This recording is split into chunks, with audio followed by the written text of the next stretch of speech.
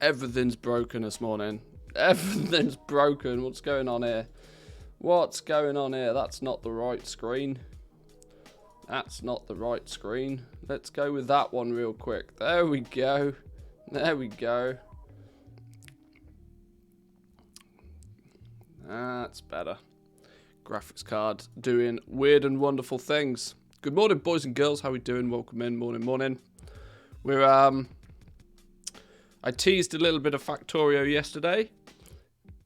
There's a bit of reverb. It shouldn't be. Hang on. Are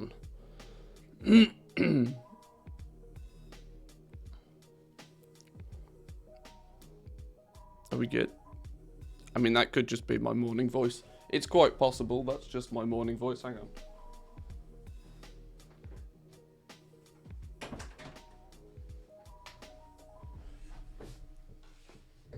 Oh, technical issues first thing in the morning. What are you going to do? Thought there was no stream today. Didn't realise it was so early. No, there's Friday's stream day. Friday is stream day. Could just be voice before coffee. Yeah, quite possibly voice before coffee. My inner warmth maybe is not there yet. Who knows? Who knows? Right, yeah, I teased a little bit of Factorio yesterday. We might get to Factorio in a little bit. You may have noticed, for those that have watched the stream at least for a long period of time, that I am really terrible at keeping schedules. If I say I'm going to play Factorio on a Friday, there's still only a 50% chance that will happen. I'm pretty bad when it comes to that, and that's deliberately, right? The stream I want to be something that is just, I don't want the stream to ever become a job. The stream is never going to become a job, and it means if I have to go back on a couple of things I say, just because, I could, play Factorio today because I said I wanted to play Factorio today, but there's actually 3 or 4 more things that I at least want to get done first before we step into Factorio today. I've been putting off doing the restock on my legendaries for a couple of days, and as we're getting towards the weekend, I should probably get that done. I also need to do a restock on Draenor, which I should have done a couple of days ago. So there's a few things I want to get done, and equally there seems, as on the back of yesterday's stream, there's things to talk about in WoW. So I wanted to focus on that for a little bit first thing this morning. At least while we get caffeinated up, we can look at doing some restocking on Legos. We are going to need, hang on, we need to close down a bunch of things here. Hang on. This is what happens when you use a single PC for like 20 different purposes. Now there's a save notification somewhere. Where have you gone? Up there. Go away. I don't need 25 different windows open for different things. Here we go. Right. I will be an organised professional streamer, I promise. I promise.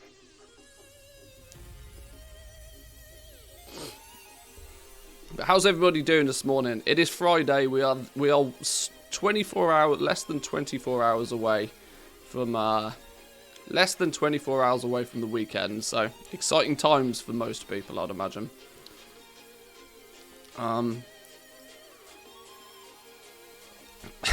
In a weird way, I enjoy what I do so much during the week now that I come to not actually, most people live for the weekend. I live for the week now. It's a wonderful position to be in.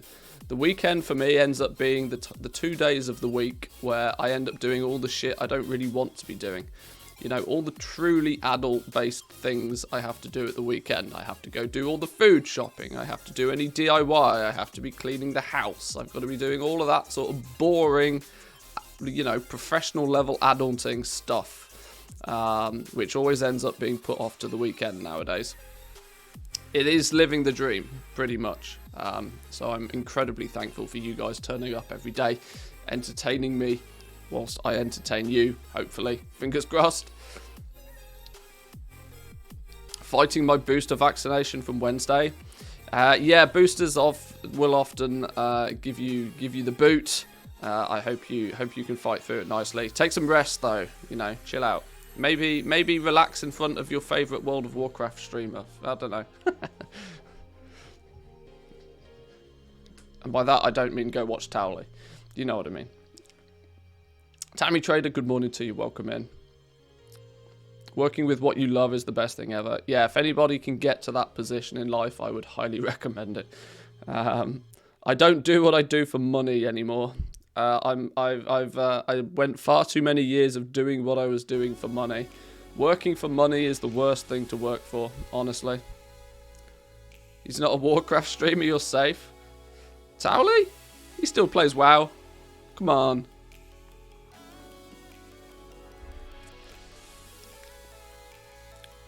Recovering from COVID at the moment, on the upswing, so looking forward to a healthy weekend. Well, rest well, stay chill, relax, and I wish you the best. Right, sales from yesterday. Important things first. Sales from yesterday. 100,000 gold for some Bone Shatter treads. I threw up on Twitter yesterday some interesting statistics about the rank 4 legendaries and just how few people actually have access to the rank 4 legendaries. And when you look at the statistics on just how many people out there have the ability to create the higher tier Bone Shatter pieces, there's literally nobody. It's incredible that there is literally nobody out there. In fact, I am going to go as far as to show you this website because this was really interesting to me. What we were doing, let's see if I can bring up the right, this isn't it, hang on, what was it called, Data for Azeroth, Data for Azeroth. This website is really fun for digging through and finding statistics about what the player base has access to. Somebody hinted at this a few days ago that there was like probably less than 1,000 people that have all rank 4s unlocked. And so what I decided to do is like dig down a little bit deeper. So we can go worldwide, not even just region wide, but worldwide. We can go recipes and we can start to dig down and try and find out who has, yeah, we can search for a... Oh, no, hang on. I don't want to select a realm. How did I do this yesterday?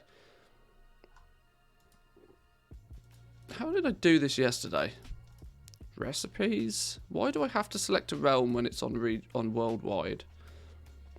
Browse collections and rarity. There we go. That's the button I was looking for. So now now we can search by the specific recipe and see just how much of the player base has a specific recipe. So, luckily, the rank 4s are actually named as such. So if we go rank 4, what it does is it breaks down just the specific rank 4 recipe. And we can see there's not a single rank 4 recipe that is known by more than 1% of the player base. So top tier legendary crafting is literally the 1%, even within goblins, right? Rank 4 crafting in the first place. If you have unlocked a rank 4 legendary recipe, regardless to which profession, whether it be tailoring, leatherworking, blacksmithing, or jewel crafting, you are already in the 1% of people who have access to that craft in the first place, which is a minuscule amount of the player base. But let's look at the two ends of the spectrum, right? Let's look at what do you guys think? Now, if you saw this on Twitter yesterday, please keep quiet. What do you guys think is the most commonly accessed rank 4 legendary pattern? If you could make a guess on which one was the most known, what would you think it to be? I'll give you guys 30 seconds. People are already jumping in with the cloak, and I'll put you out of your misery. You are smack bang on correct. Yes, the Grim-Veiled Cloak is the most known rank 4 legendary out of all of these. I took a little look at every single one. If we hover over, where can we see the cape? Yeah, here we go. Grim-Veiled Cape. The Grimvale Cape at rank 4 is known by, I know this number is going to be really small on your screen. If you're not full screen, you might not be able to see this. But the rank 4 Grimvale Cape is only obtained by 0.4% of the player base. 0.4%. And that's the one that is known by the most people. The most people. So the most known rank 4 legendary is still known by less than 0.5% of the player base. 1 in 200 people have access to the most common rank 4 legendary. 1 in 200. That's bananas. It's the only one I know. Yeah. The other end of the scale, the least commonly known one, goes to, the award for this goes to the Bone Shatter Waistguard. The Bone Shatter Waistguard is known by 0.03% of the player base. So 3 in 10,000 people know how to make a Bone Shatter Waistguard at rank 4. If you ask 10,000 people if they can craft this for you, you might only get a yes answer 3 times. For reference as well, the biggest servers out there have somewhere in the region of like 30,000 players on them. Now I know if you go to that's not characters, that's players, by the way. Some websites tell you how many characters there are active on that. Some try to specify how many players there are on that. We're talking about actual players here, not necessarily characters. Is there a possibility to filter that per realm? I imagine so, possibly. I'm not sure. We'll look at that in a minute. But either way, some of the biggest servers, actually, if we go to WoW population, what was it, wowpop.com or something? WoW population. WoW realm population. So this is trying to track the active horde characters, right? Active horde characters in the EU, the largest horde realm is currently Taran Mill with 35,000 active horde characters. Now I don't know exactly what makes it, considered an active one. I'm not entirely sure of how they define this, but the point still stands, is that this is the biggest of however this website, collates its information. Taran Mill is the largest with only 35. So even on the biggest realm in the EU, there may only be, there's probably less than 10 people on this realm that know how to craft a Bone Shatter Waistguard at rank 4. That's ridiculous. To look at the comparison over on the US, the US's most populated horde realm is Ragnaros. Ragnaros has 22,000 active horde characters. I would imagine Area 52 is probably not far behind this. Kel'Thuzas, Illidan, number 3, Conjoined 1. Yeah, Area 52 seems to be miles down this list. I'm not quite sure how this... Hang on. What is this website? Is Area... Seems to be missing Area 52. Area 52 in my mind is the biggest. How does that... Does it consider it an alliance realm? Surely not.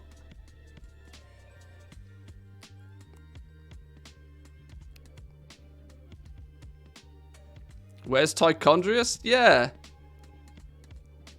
Is this website just guff?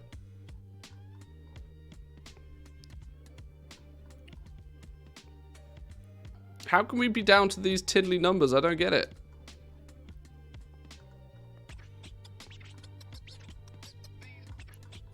No, this is complete.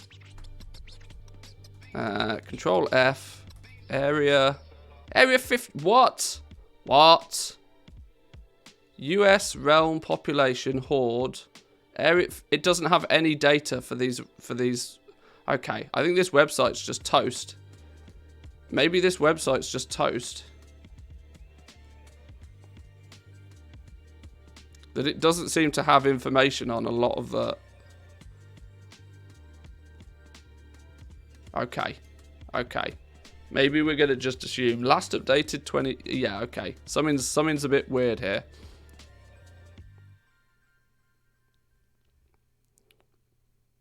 Yeah, I think this website's toast, you know. Raider... Raid...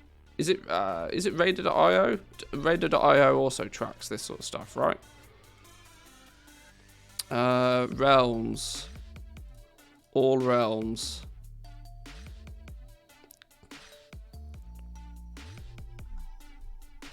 Okay, this seems to be tracking more effectively. Area 52, 215,000 plus characters. The question becomes, though, is how many people of those just, you know, have, because it's tracking characters, what about, how does that take into consideration players that have, like, I don't know, players that have, like, 10 alts? I don't know how that works.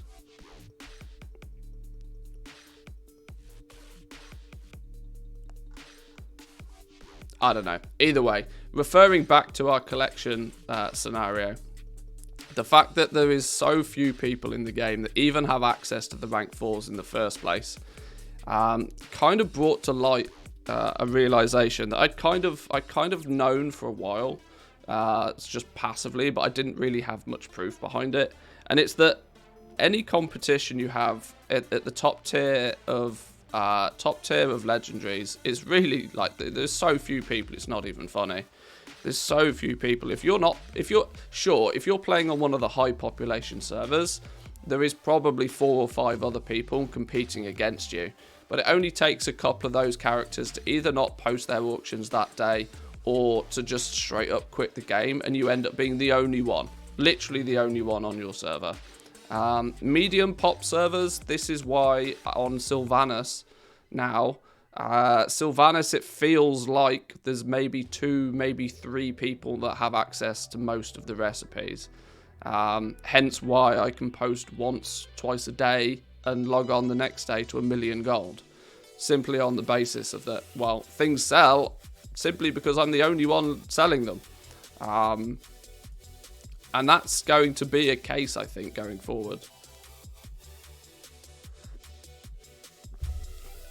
The strategies that people put in place to deal with competition in the legendary market is completely different to the strategies they should probably be putting into play, say, for example, in the Crafter's Mark gear, for example, for a comparison. Crafter's Marks, for example, I bet if we look at that website, there is significantly more people that have access to the Crafter's Marks. Let's say, can we search for specifically Crafter's Mark 3? Crafter's Mark. Okay, we can search for Crafter's Mark 3, which is the current one through Death's Advance. Does it specify? Okay, it breaks it down by profession. Wow, okay.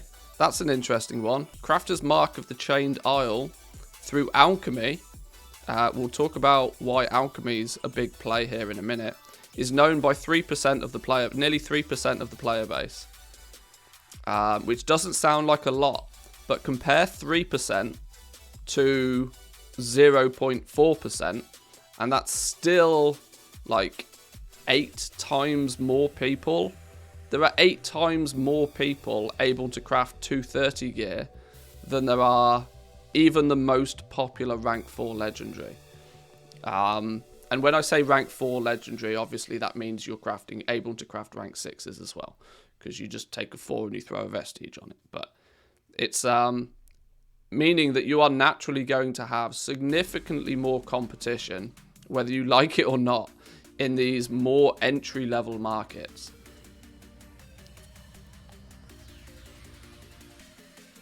The biggest cancel scanner on my realm only has the leather but not the mail recipes. Well, there you go. That alone is like, just craft some of the mail stuff then. You know, because you'll have basically a free market. should get lower in competition as the ranks get higher. Yeah, they do. Yeah, they do. If you search for like, if you search for the lower rank stuff, ranks 1s and rank 2s, there's a significantly greater percentage of people that have access to that stuff.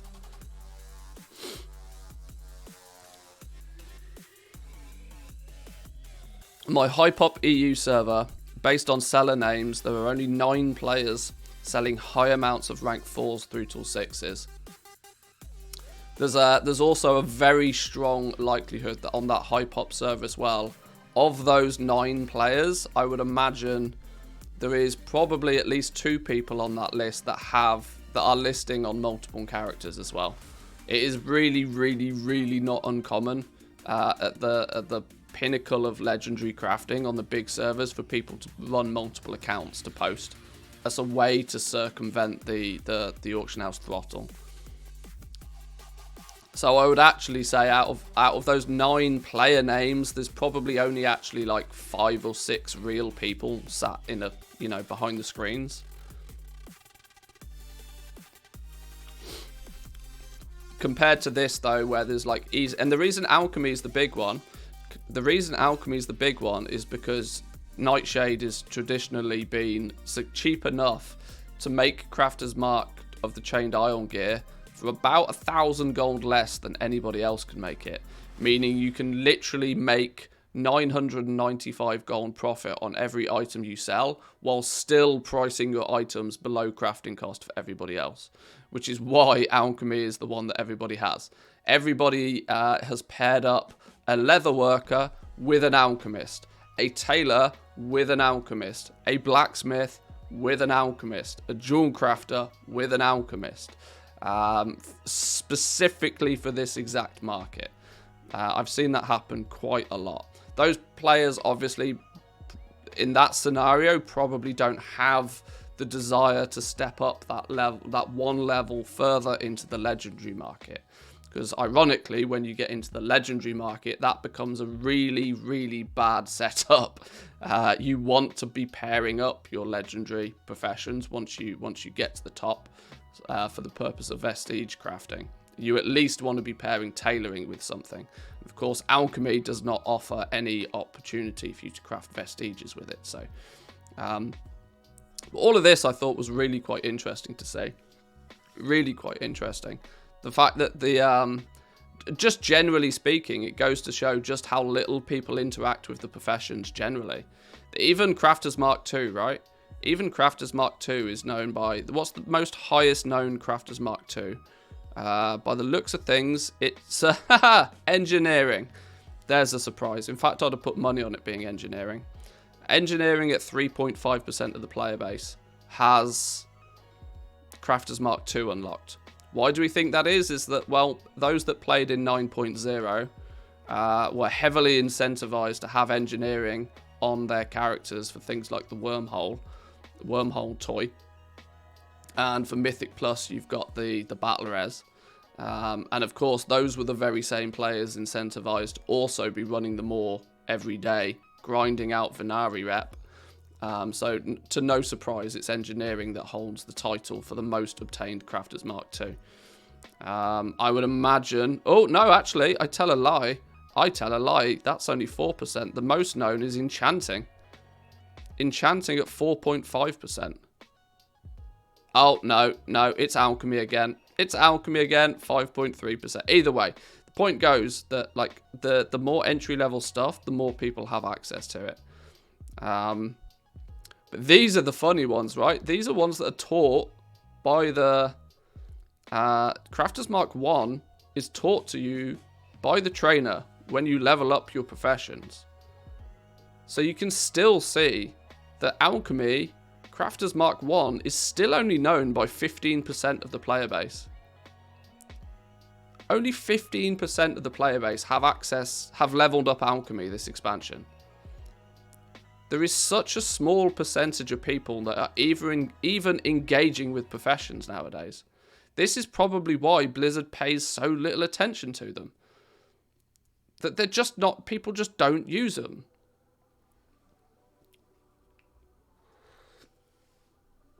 For less than 10% of the player base to have leveled up professions to any significant degree, is really pretty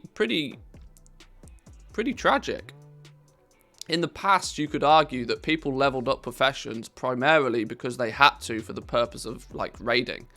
There was, you know, especially when professions offered some sort of significant power buff to the character that has that profession.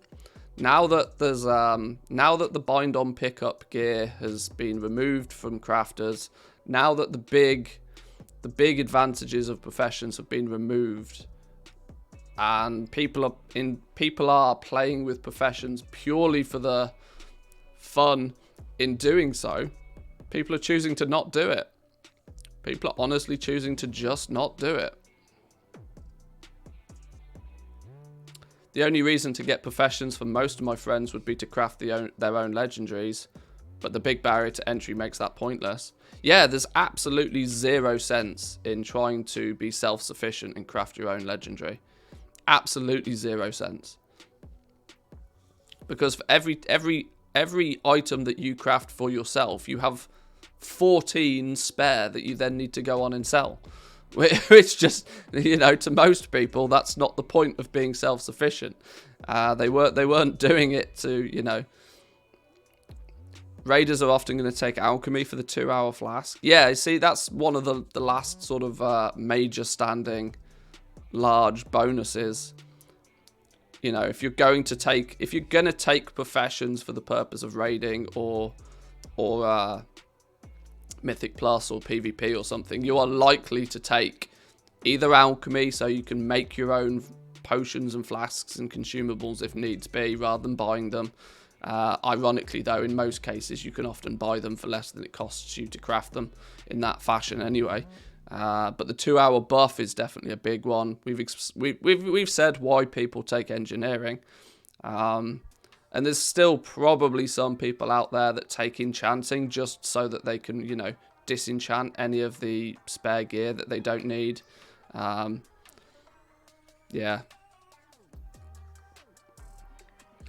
The 2-hour flask only requires you to be alchemy skill level 1 this expansion, when it used to be that you had to know how to craft them. Oh, okay. Well, that's even more of a reason for people to not even level alchemy. They go to a trainer, they call themselves an alchemist when they don't know how to craft a single thing, just to get the buff of it. Oh, yeah, there we go. There we go. So, I mean, this just goes to show, right, that there is so few people actually engaging in any of the profession side of the game. And the area of the crafting where there is actually some progression and some gameplay to be had, and, well, there's no gameplay to be had, sorry, but there's definitely progression, and that's the legendaries. Even less people are inclined to, you know, play along. It was an interesting read, I thought. I knew of that website. I've never actually, you know, paid it too much attention, but it was an interesting thing to spot, just how, you know, just how few people are doing what they're doing. Right, let's get to a recraft though. I am seriously short on a whole bunch of legendaries, so I need to get those crafted. That's my main goal for the first part of this stream. I also have just a disgusting amount of materials in the mailbox. I need to be careful that I don't go over 100 items in the mailbox here. Otherwise, I'll stop having access to some of the materials I need without first taking other materials out, which gets gross. I doubt they'll do Legos in the next expansion. I hope they don't. I am the first person to admit I really hope that we never see anything like the legendary system again.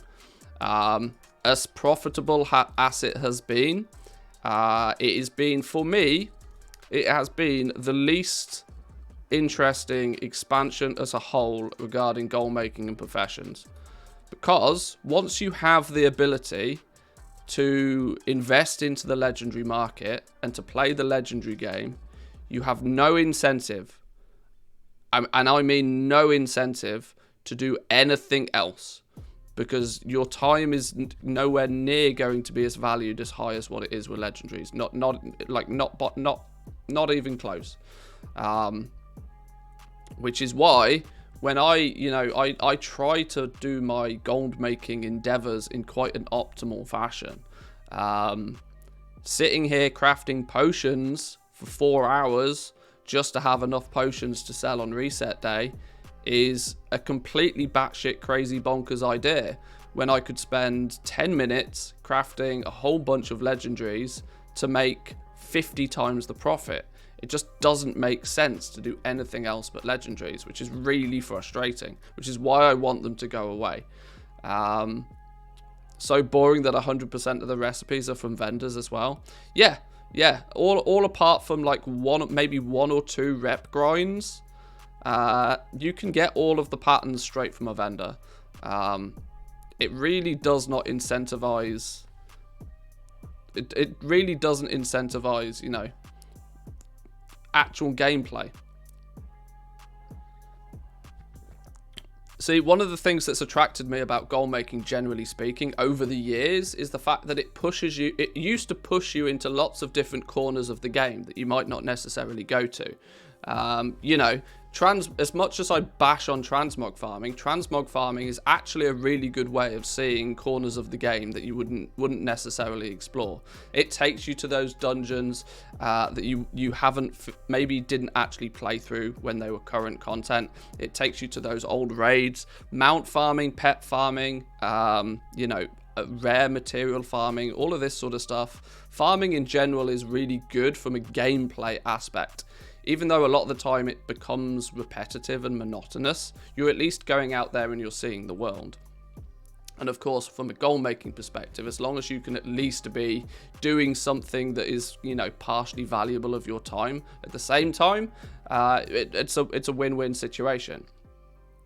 You know, going out there farming, you know, rares for their toys that might drop, for the patterns that might drop, grinding reputations from past expansions to get exalted, to get that rare pattern that other people don't have.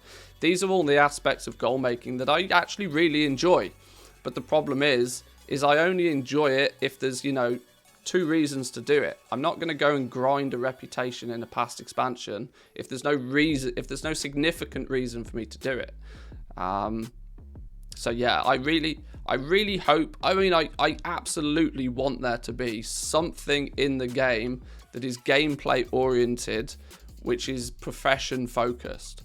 What I don't want there to be, though, is something that is so extremely overpowered, like the legendary crafting system, which gives me then no incentive to do any other part of the game, because focusing more time into the legendaries gains a better result than doing anything else by a mile. But we'll see how it plays out. I actually would expect a 10.0 or a new expansion announcement pretty soon after patch 9.2 launches. The likelihood will be is they'll probably wait until the race to world first is done. They'll wait until those first guilds have downed the mythic bosses, because that will probably be at the point where everybody will see all of the end game cinematics. There's probably going to be some big cinematics at the end of 9.2 that sort of close up the storyline, and then I would imagine very quickly after that we'll get a 10.0 new expansion announcement. And in the not too near distant future, I would also go as far as to say I hope that there is alpha, maybe beta opportunities ahead for us. We'll see. Right, there's not actually as many on this list as I thought, but the ones that are on this list, we are missing a significant bunch of them. So what do we need to get this done? Oh, boo, we're missing a whole bunch of enchanted materials. This is going to kick me in the teeth. We should probably get going with this lot. It's missing reagent, soul dust. Oh dear, I knew that was going to be a problem. Oh, am I going to have to pay like 12 gold a piece for soul dust or something? Whatever. I'm paying literally double the price for soul dust. But as a percentage of the overall cost of crafting legendaries, it's so minuscule that I just don't care. That'll do. Right, let's go. Heavy callus hide, that's what we're going to need first. We need some more. We need 300 enchanted heavy callus hide crafted ASAP. We need 290 heavy callus hide on the regular.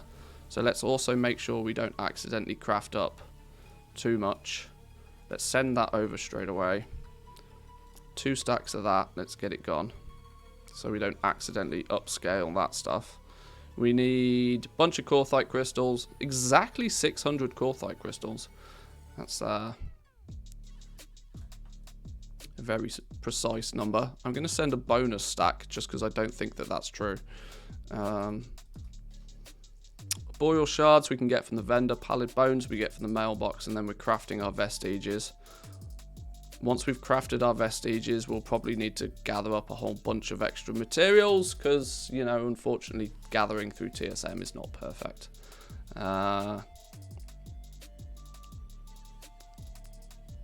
Let's get what we need from there then.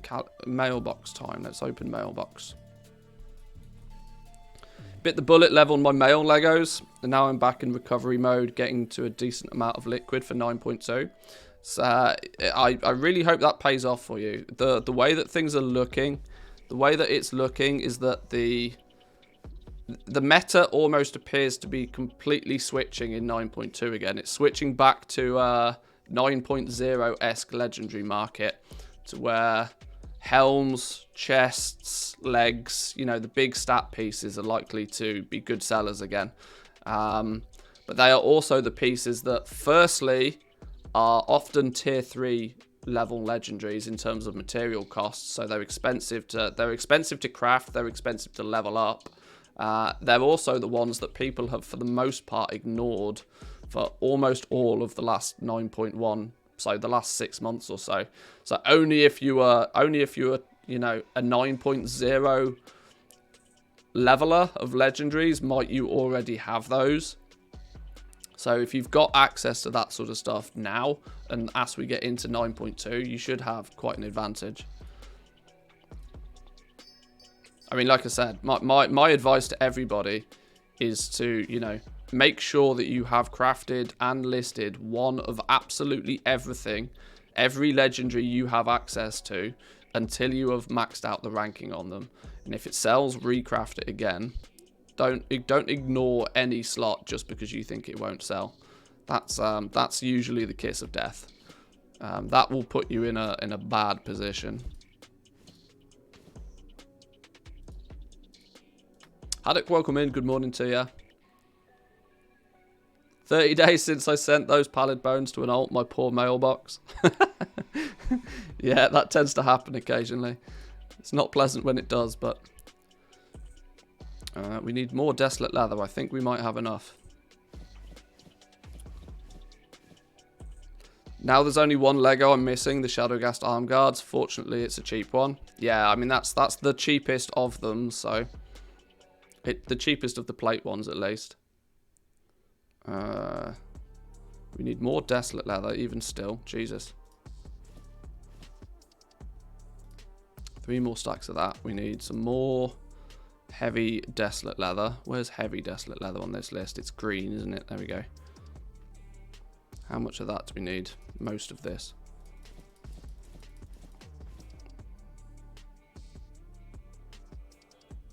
More pallid bones.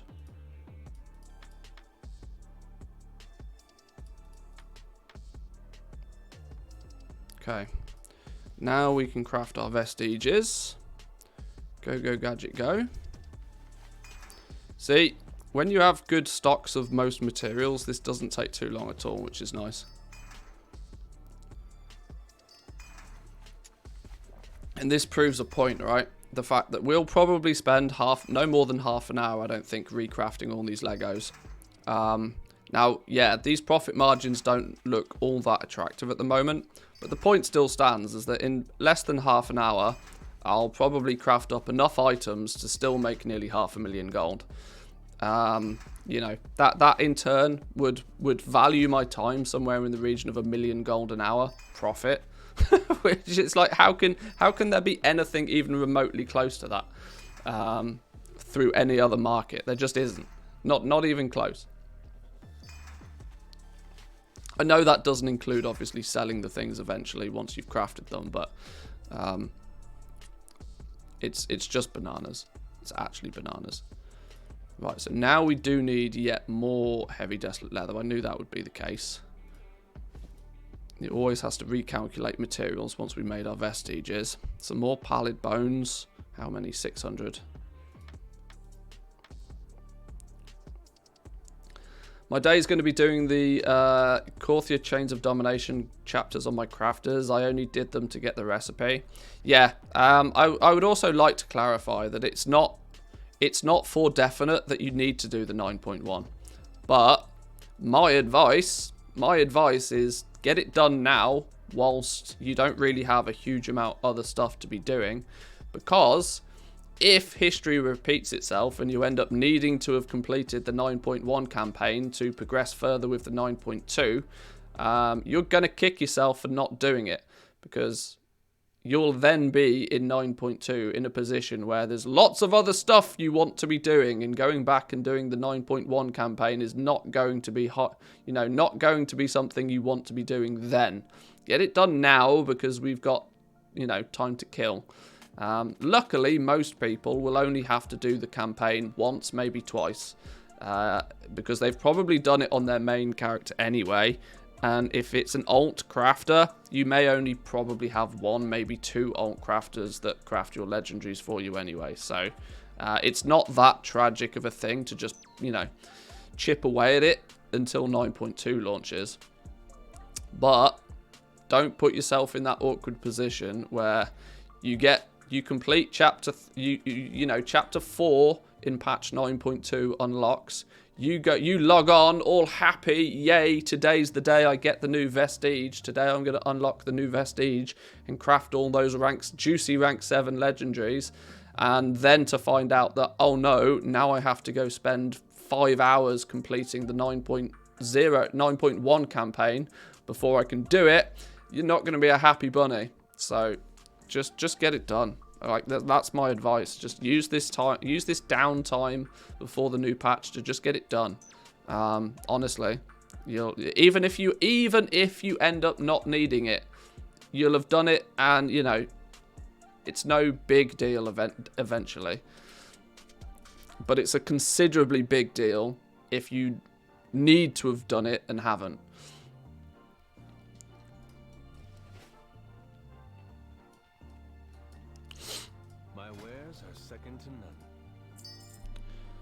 My speed runs of the intro to 9.1 quest lines were the only thing keeping me sane doing it. Started a timer and tried to beat it each time. See, there we go.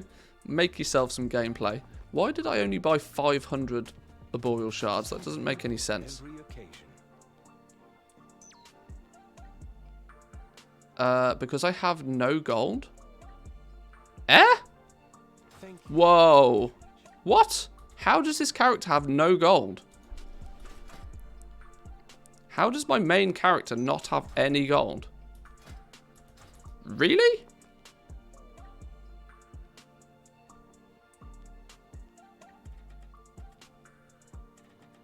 What have I done with all of the gold on this character? I could have swore this character had quite literally millions of gold on it. That's both confusing and concerning all at the same time.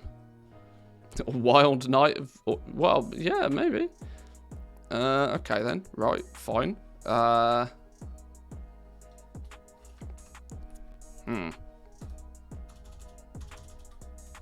There's 2 million gold. Send. That's massively confused me.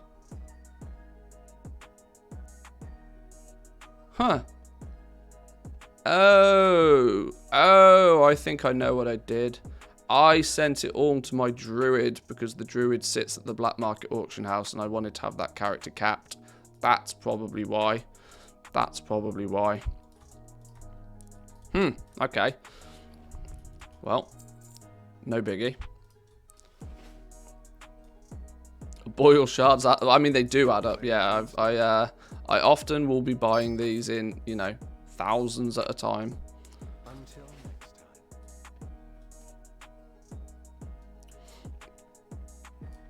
time. Have we got some of this heavy callus hide crafted now? We do. Beautiful.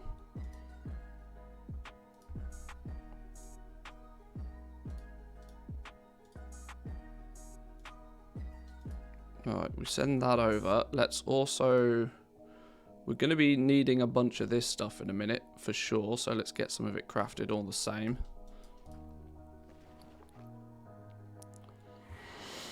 Does the 230 item level armor sell all that well besides the rings and necks? Sure. Yeah, I would imagine so. I don't sell it so much on this on my main realm, but on Project Draenor we craft and sell all of it. My regular advice goes out: craft one. When it sells, craft it again.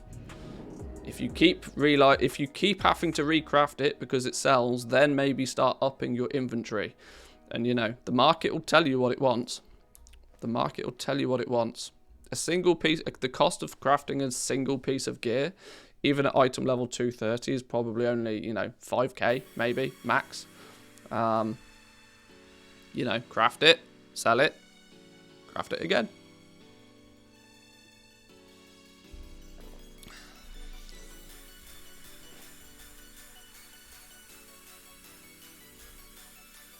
Right, let's see if we do actually have all the materials to craft these now. I think we do.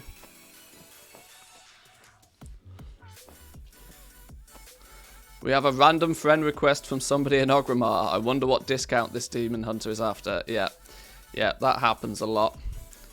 Don't invite me into a group or send me a friend request without even saying hello. That's a guaranteed way to not get what you want.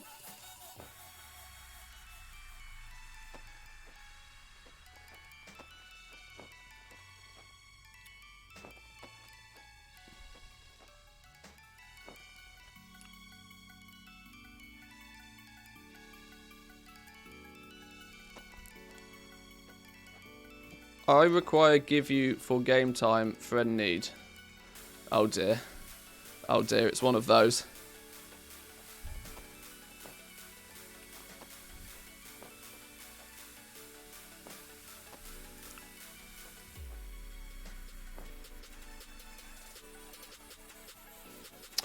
Not sure if I mentioned it recently, but if you get Archivist's rep tier 6 with some character, they can buy the 50% rep increasing items to be sent to other characters. Yeah, for the codex, yeah. So if you're still missing, if you're still trying to get to tier 4 on any crafters, but you've already got tier 6 on your main character, yes, definitely don't forget to send one of those across. And because they're bind on account, you can send them cross server as well if needed as well. As long as it's the only item in the mail.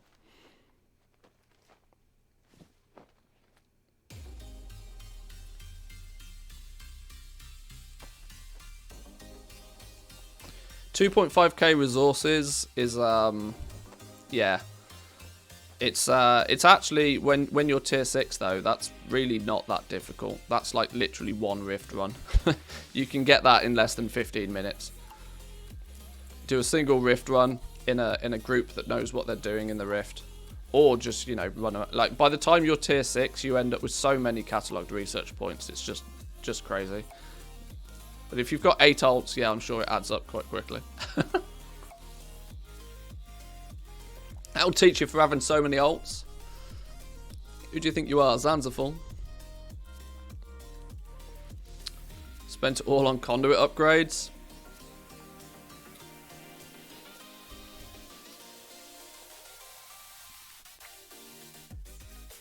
Groups. Alright, there's leatherworking done. Why did it not send those last 3? Can we try again, TSN, please? There we go.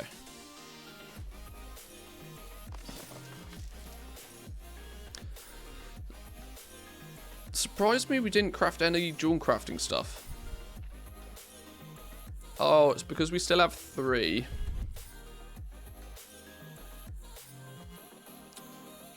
We still apparently have... How have I got 7 sets? What's going on here? How have I got 7 sets of Umbrahide legs and 7 sets of Umbrahide arm guards?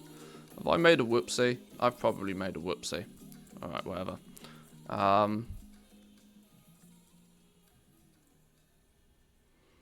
Yeah, we still were at 3 Shadowgast rings, which it only recrafts when it gets to 2. That's why. Okay, that's fine. I can live with that. I can live with that. So let's then look at what we need for these. We need some flux. We need some shards. We can buy the flux and the shards on this dude. Send them over. My wares are second to none. Buy some flux. Take pride in your Buy work. some shards. Come visit me again.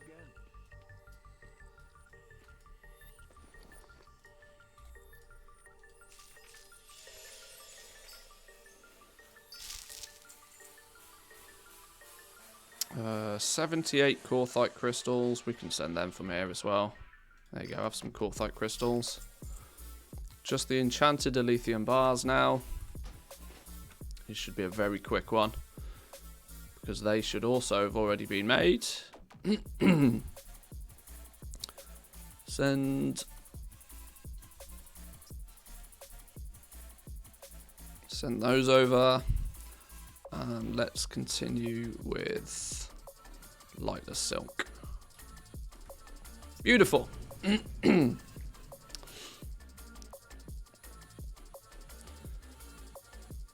Here's a thought most all of us haven't considered. Lots of all the things folks are starting to think about crafting Legos, not to sell them, just to learn how. You say that though. I mean, yes, that's sensible. But let's also not forget that how many all the things folks do you think there actually are? You say lots of the all the things folks, but that is an incredibly niche community of people, even smaller than the gold making community. Excuse me. And I would imagine the ones that are pretty eager with all the things probably started crafting and selling legendaries at the beginning of 9.0 anyway. Because if they were smart about it, they'd have seen that that would easily fund most of their all the things addiction throughout the rest of the expansion. But then again, that's I guess relying on people having the foresight to do such things, which may or may not happen. But it's, yeah, I mean, there could be a handful of people for sure that start mass crafting legendaries just to unlock the recipes because an add-on says that they need to. That's it's still a possibility.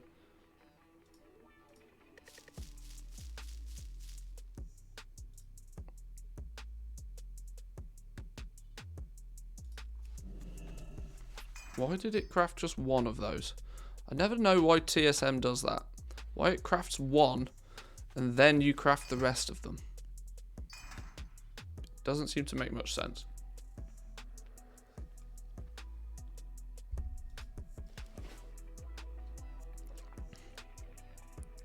Has the audio gone through just the left channel for anybody else?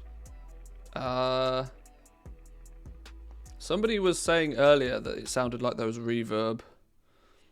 I should probably check it. Also, for some reason, the no, it works for me not having that issue. Okay. It's Subs' headphones are bust then. That's fine.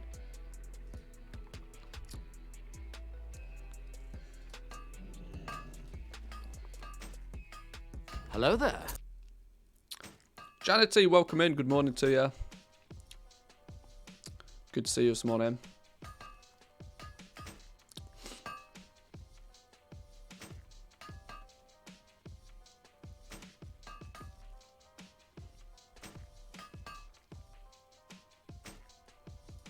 Right, that was the quickest and least painful restock of plate that we've ever had to do. If only they were all that quick and easy. Base items, send. Off you go. Wonderful stuff. Now we just need, what do we need? What do we need? Shards, no problem. Crystals, no problem. We need essences. We'll just prospect for them, it's fine. And then some vestige. Okay, this should be banging out legendaries real quick and easy. This should be no problem at all.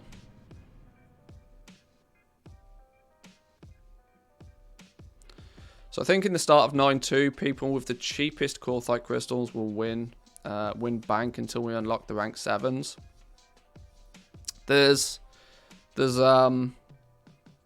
One thing I will say about rank 7s is we are now starting to see the time scale of when things unlock and when people will start wanting things.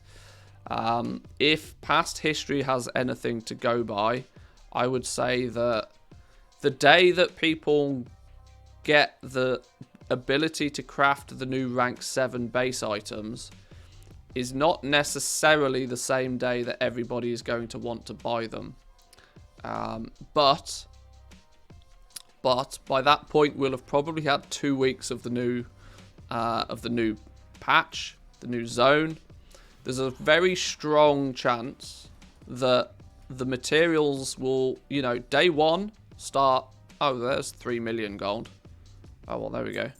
The day one they will start with obviously very high prices, but they'll come down to something sensible. The first week or so of the new patch is probably going to be stock up time for a lot of people, because the supply will be there, but the demand will not. And I'm talking about materials now. This I'll get back to the rank 6s in a second, but the first week or two of the new patch, there'll be a huge supply of these new materials because everybody will be trying to cash cow in on them. But the demand for them probably won't be there at all. There'll be almost zero demand for these new materials for the first week or so. If it stays the way that it is right now, considering the majority of the use for the new materials is in the crafter's marks and in the vestiges, both of which are locked behind reputation. There's almost no use for the new materials until people unlock the crafter's marks at Honoured. Meaning that those first few days, maybe the first week, the first 10 days probably, the materials will just be pumped onto the auction house without there really being anybody out there buying them or having much need for them. Meaning that we'll probably see they'll start at a high price, they'll slump in value within the first week or so, and then soon as people unlock Honoured, they will spike off the charts as every man and their dog tries to buy them in huge quantities to craft all of their stuff. So if you have a stack of cash lying about, don't splurge it all now before the patch, because the first week or so in patch 9.2 will probably be a really good time to stock up on materials, for the aforementioned reasons. That's how I foresee it playing out now, because yes, there's a huge amount of new material. There's a new cloth, there's a new leather, there's a new ore, there's a new everything. But none of it is really going to be required until people unlock these Crafter's Marks recipes. Or at least it won't be required in the same quantities as what it will be when people unlock the Crafter's Mark here. So, sure, it's sensible to buy up some of the, the current content materials now because they're pretty cheap. But at the same time, make sure you don't spend all of your gold, because the first week or two is probably where you'll want to stock up on some of the cheap, high supply new 9.2 materials as well. And that brings me back to the Korthite crystals and the rank 6s. That Korthite crystals, even if they look expensive on your realm right now, may still explode in value once 9.2 launches, for the very simple reason that rank 6s will be popping off in the first couple of weeks as everybody floods back to the game and tries to get, you know, up to speed as such. If they're, now this is not to say that people that already have their rank 6s are going to go out and buy more. They're probably not, but there'll be an incentive for sure for people to maybe switch their legendary to another slot again. They might not go as far as to buying their rank 6, but there's a good chance they'll buy a rank 4 if it's cheap, you know, and then upgrade it to rank 7 or 6 or something in the future, depending on what the prices are. People will start re-gearing very quickly, and I would imagine Korthite crystals and rank 6s will see some pretty fantastic sales in the first couple of weeks, I would guess. If rank 7 unlocks before you can equip the second Lego, then the market for rank 6 is not that huge. Rank 7 will unlock before... Yes, rank 7 will unlock because you'll have... you get the Tome of Origin. Well, everybody gets it at the same time, but the likelihood is that you'll be able to complete the campaign chapter before people get to Revered. Is the probability. People get access to Legendary number 2 when they hit Revered with the new faction, which by my calculations is going to be about a month into. It probably won't be a month into the rate at which people work out how to farm stuff, but they are seeming to make the rep grinder grind.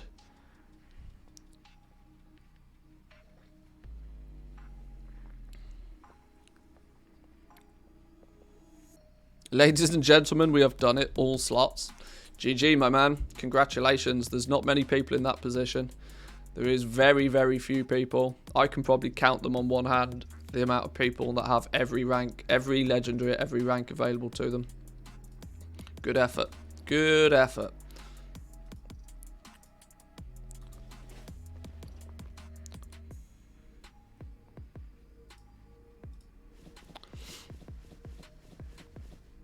We need some essences, which means we should probably prospect some of this Elythium ore to get the essences. We still need some shrouded cloth, apparently. We need 2 stacks of...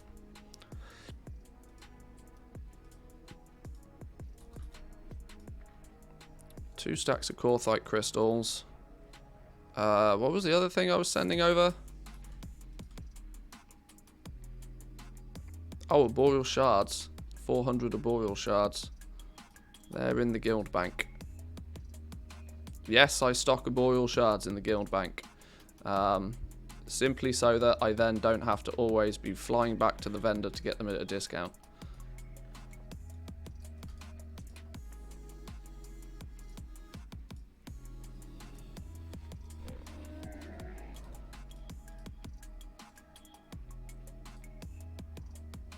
No, not the stack of soul dust.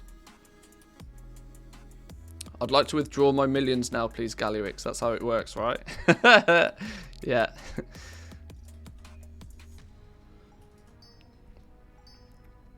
Something like that. Right, let's prospect for these last few essences. Why is my game running like a dog? I need to work out what's going on here.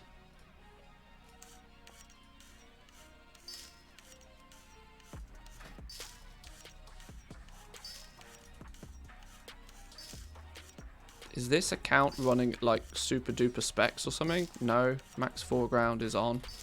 Not sure why my game's running like a dog. You're mining too? I don't think so. No. Not sure why we're running at 40 FPS all of a sudden.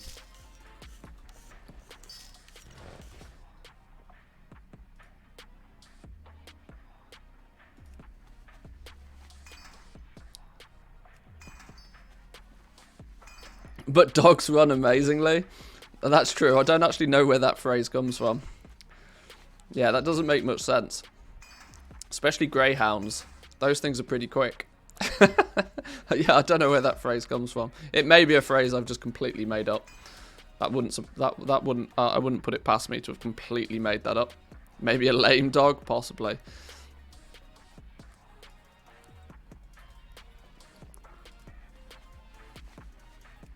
I do have the uncanny ability to make up words in my head, though. My wife, who is, although she is Finnish, she is more fluent in English than I even am, and English is my native language, often quizzes me about where the hell a word comes from, because she hears me say it and is like, I've never heard that word in my life. And then I very quickly realise that I might have just made it up.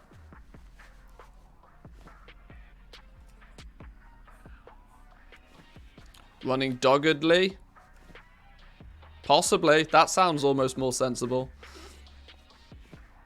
I don't know. I've probably just made it up. She must read books. She reads more than me, but I don't read anything, so that's not too difficult. Dog is also slang for something of poor quality or of a poor performer. Yeah, see, this is where it probably originates from. That would make sense.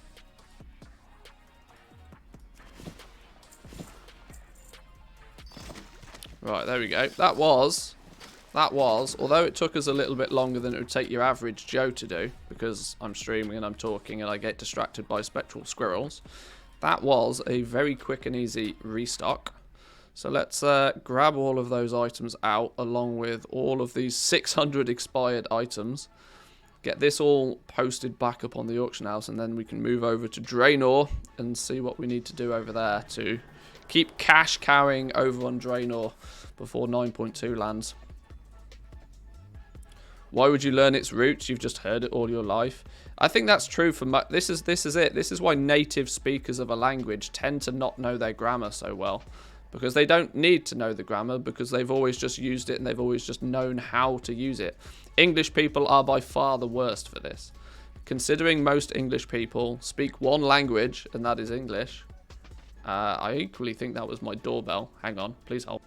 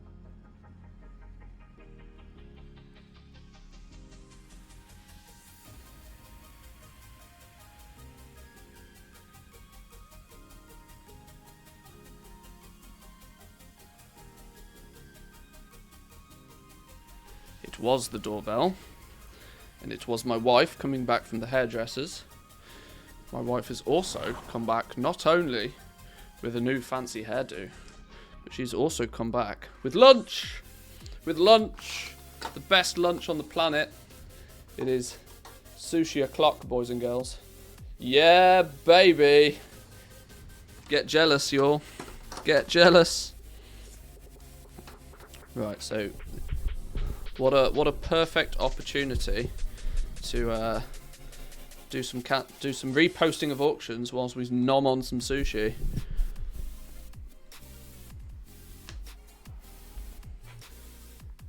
Just had a coffee and a leftover Subway cookie for lunch. White wine with sushi. Not white wine, unfortunately. We're still gonna work on the coffee. But this is why I quite genuinely have the best wife in the world. I might need to actually bang out a cancel scan on these first. Nah, fuck it. Let's just post everything. It's fine. We'll undercut on top of them anyway. It's fine. Coffee and sushi, classic dish. Classic, actually classic. Right, I need to somehow do this so that I don't get soy sauce all over my desk. Let's be strategical about this.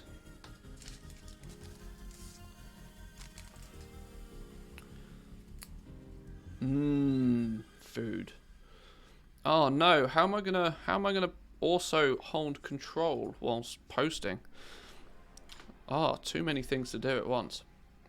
Now for reference, you might actually be getting the audio far more so out of your left eardrum than your right. That's because the microphone's off to the side. So subs, if you change your headphones and it still sounds weird, then you know why.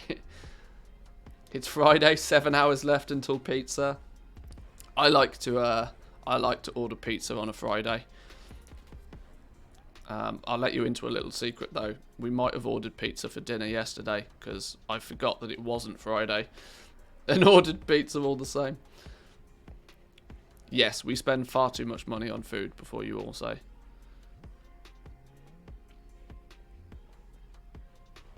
Oops, I thought it was Friday. It was one of those, yeah.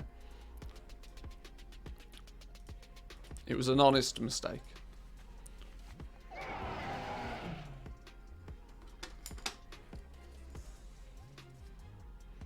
Right, let's get some wasabi on the go. Wasabi sabi.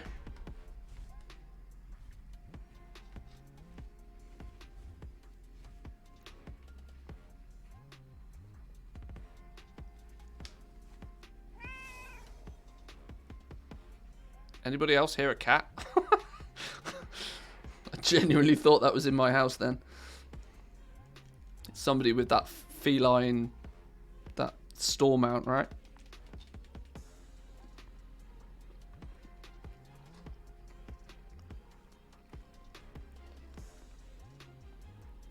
I tell you what. Nobody wants to see a random British dude eating sushi. We'll kill that for a minute. Cat wants some sushi. You're probably right, actually. Cat smelt the fish. That's probably how it works.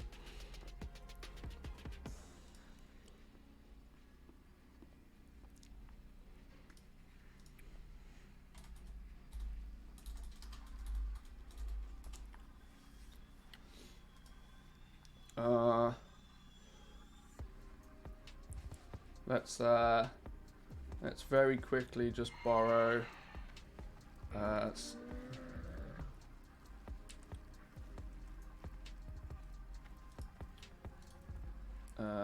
Okay. Let me get this real quick.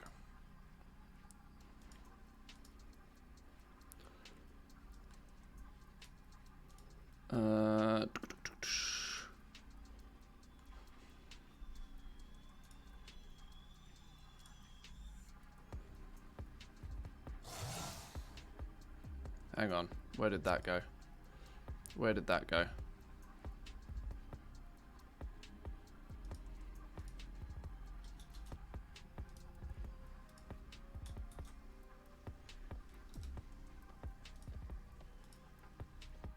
There we go.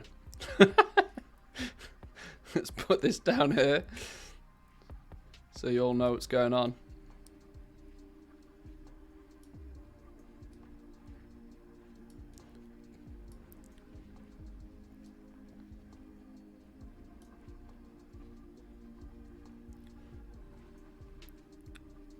should we just make the dude?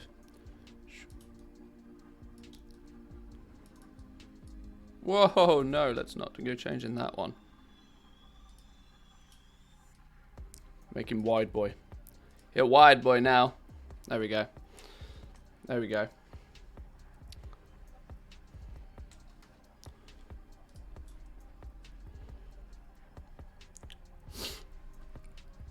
I think it looks just like me.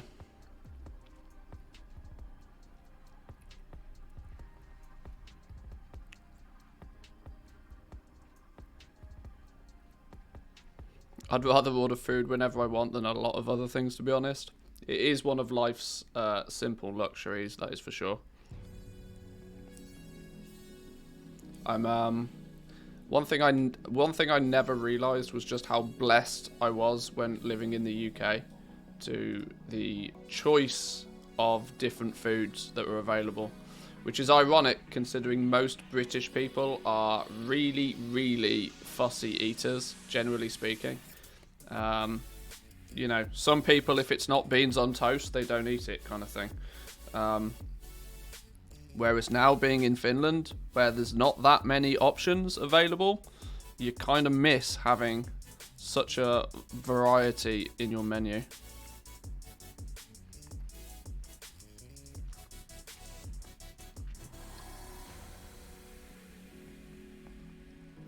Because without doxing myself, we live just far enough outside of the main capital region of Helsinki so that we don't get delivery of all of the really nice restaurant food from there, which is slightly annoying.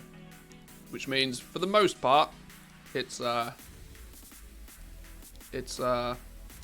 some regular ass crappy pizza, or, you know, the local Chinese, which isn't actually Chinese, and the local Indian, which isn't actually Indian.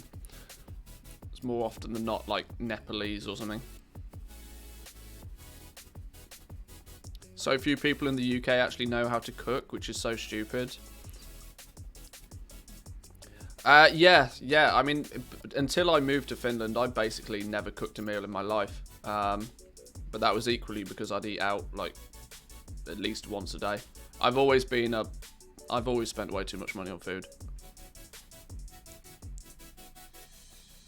But it was just easy in the UK. It was just easy to eat out because there was always different places to eat out. You have such a wide variety of takeaways and restaurants and all sorts of stuff. Since moving to Finland, though, I've actually learned how to cook. I'm still not great at it, but I've actually started making my own pizza. Yeah, I'm a big pizza fan. I really enjoy making my own pizza, making the dough and, you know, letting it sit for 24 hours and rise and whatever. And yeah, I want one of those. I want to get one of those fancy pizza oven things.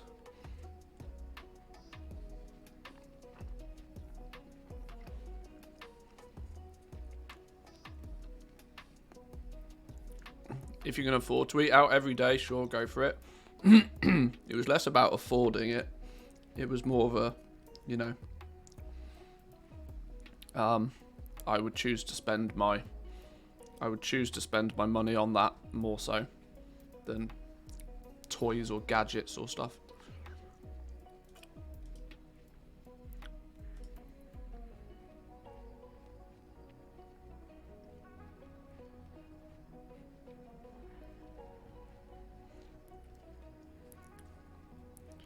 Tell you what, there's lots of situations here where things are getting posted at normal due to them being below minimum price. I tend to not really care so much about that because if I can't sell it for a profit, I don't care so much about selling it. On markets, I don't really care about like the catch-up gear stuff. I'm not going to go out of my way to be too competitive.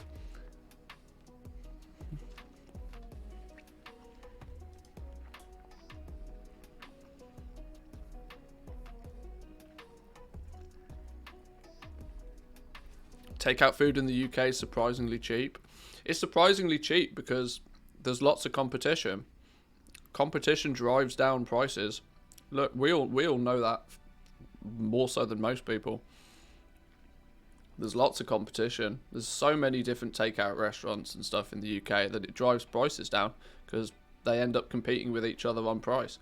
Why would you go somewhere and get a basic pizza for $10 when you can get 2 pizzas for $10? You know, it's...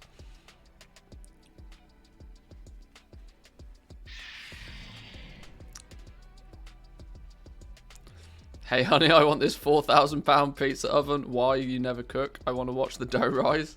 Yeah, so yeah. Conversations like that have been had. Yep. I don't want to get fat. If you're eating the right food, it doesn't matter where you get it from. People seem to, you know, consider eating out as a way of getting fat very quickly. Not necessarily. Sure, if you go out and you eat, you know, the wrong thing all the time, you might, but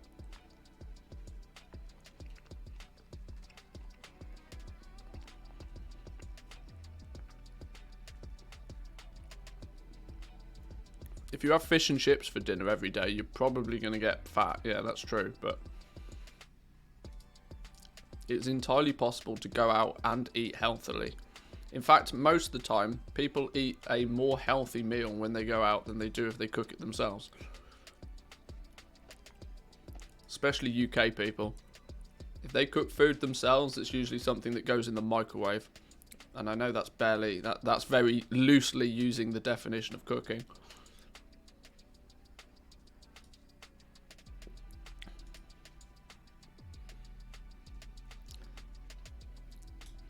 Two more chapters of the campaign left. Very late to the party. Flying, here I come. Oh my word, still not unlocked flying. Damn. Ironically, though, there's absolutely no need for flying in Shadowlands for the most part. It was nice that we got it, sure, but once you unlock flying, your incentive is so heavily to spend your time in Korthia than it is to spend in the past zones. It's like, well, sure, it's nice to have flying, but I don't really need it. Maybe for doing your callings, if that's still a thing that you care about.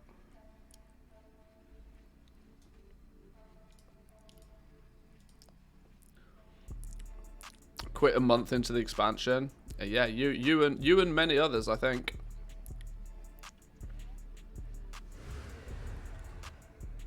How dare you? Our family is meat and 2 veg every night. But my parents are great cooks. See, there you go. That's the differentiation there. That's the differentiation.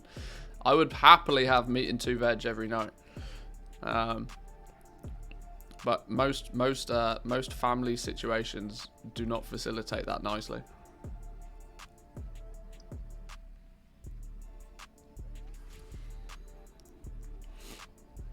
Right, there's all of the expireds out of the way. Let's get that bashed out. The patch with Korthia gave you flying, but you can't fly in Korthia. Yeah, it was a weird one. And they just crowbarred the ability to fly again into the campaign, and it didn't really make any sort of sense. It was all the design. There's a design philosophy of this expansion's been very weird, very weird.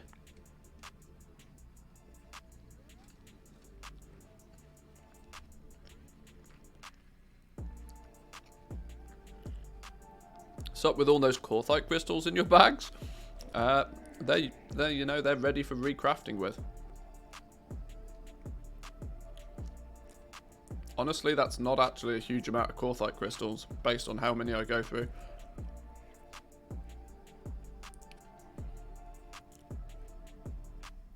Are they still useful in 9.2? Absolutely.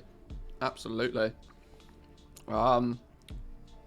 The new Vestige of Eternal, the new Vestige of Eternal is gonna, yes, it's gonna give +3 ranks when used when used, whereas the Vestige of Origins only gives +2 ranks. But the difference is going to be is that the likelihood will be that the new Vestige will be very, very expensive, just like just like start of patch 9.1. meaning that there will still be a big demand for ranks 6s, with a big demand for rank 6s, yet nobody is going to have the incentive to be in Korthia. I mean, we're already seeing on many servers a huge drought of Korthite crystals simply because nobody is in Korthia farming the things.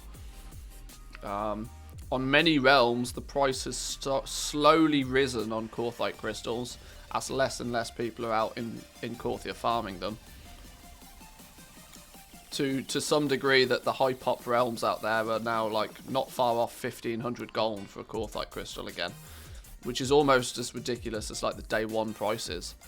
Now, once 9.2 launches and everybody has absolutely zero desire to be in Korthia farming these things up, but there'll still be people out there that want their rank 6 legendaries. You know, there's a... For whilst the demand is there, the price is going to be quite high, I think.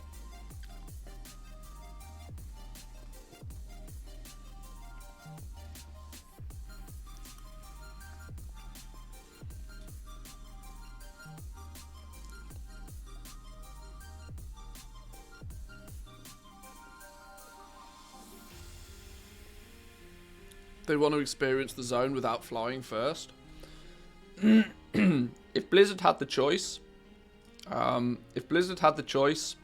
they'd take flying out the game. If they had their way, which you would argue that they probably should have their way, considering they are the developer of the game, right? But if Blizzard had their way, they'd take flying out the game completely. My frustration with flying is they keep making us relearn how to do it. I mean, I had this little mini rant yesterday on stream, so I'm not going to go through it in too much detail again. But the fact that we've gone from... I could get on board with having to relearn the ability to fly every expansion, but, you know, once every expansion. Now it's more of a case of that we have to learn how to fly again every patch. We didn't have flying in 9.0. We had to learn how to fly in patch 9.1. Now we're going to have to learn how to fly again in patch 9.2. They're starting to take the piss with it, really. Just, you know, either give us the ability to fly all the time in all the zones and design the zones with flying in mind, or just take flying out. Pick one. This halfway limbo is what frustrates me more than anything else. Just, you know, just pick one. Pick one and stick with it. Blizzard need to develop their developer spine.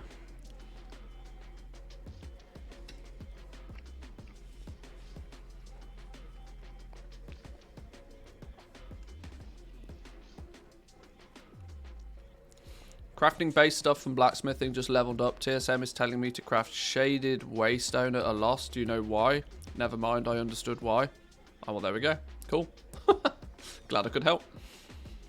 Right, do we need to buy any materials? 3 gold for some desolate leather. That's somebody trying to lowball. Sure, you go ahead. Exotic leather at sub 5 gold. Yes, please.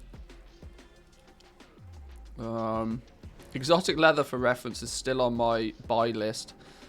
Simply for the fact that I still am chipping away at my daily cooldowns for leatherworking for the Mr. Pandaria patterns.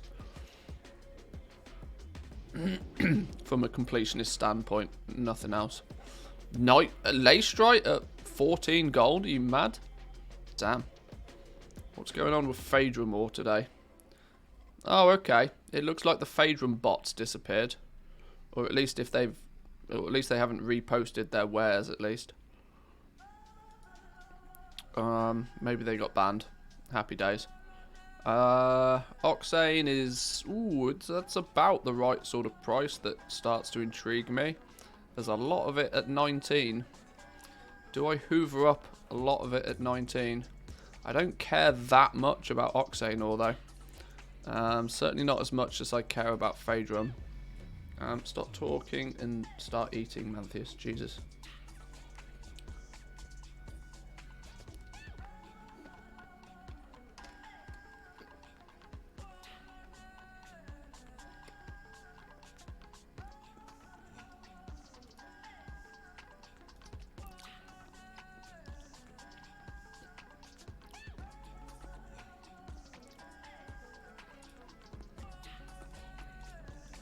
Yoink.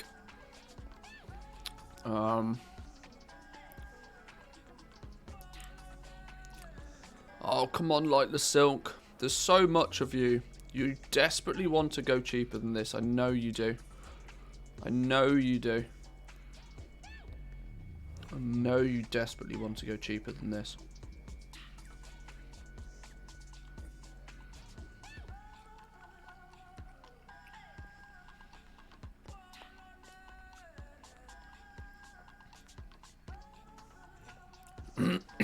There's just too much of it. There's just too much of it. I mean, I love myself a bit of Lightless Silk. Although, saying that, I have, historically, I've bought 200,000 Lightless Silk. If I was to buy 50,000 Lightless Silk, that would last me the patch, though. I just don't need that much. Other people don't need that much either, which is why I'm surprised it's still holding its value. Callus at 30 is tasty. Oh, of course, it's somebody lowballing. Get your stupid lowball auctions out of here. Heavy Desolate at 40 something is not really attractive right now. I've got some. Shadowghast Ingots at 72.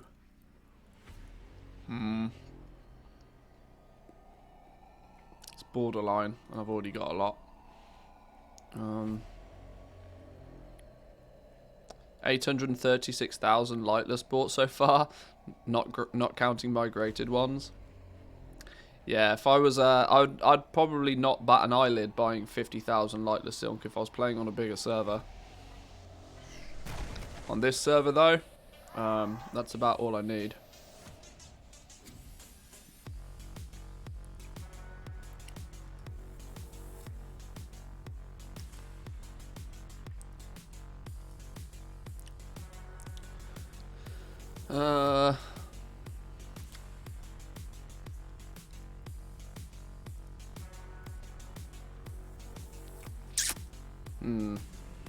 I've already got, I've got some, still only some. Do I want to buy another 2,000 heavy Callus hide? It's not the best price, but it's equally not outrageous. Regional sale average on this is like 300 gold a piece now. Jesus. Wow. Somebody knew I was about to get to Corthite crystals apparently and hoovered up the cheap ones before I got there. No biggie. Shopping spree over I think for today. One day we will spend less gold than we will make more gold than we spend. One day. It will happen. I have faith.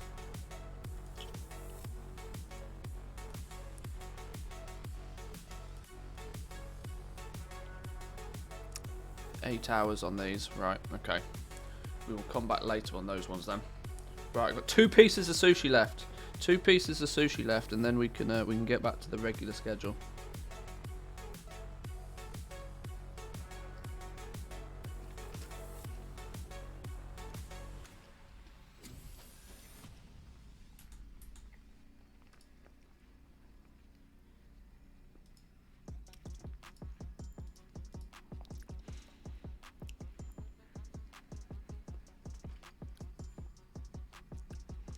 Let's the one thing, I mean, restocking the legendaries I didn't think would take me much time at all. Doritos when they decide to sponsor me. Doritos, hook me up.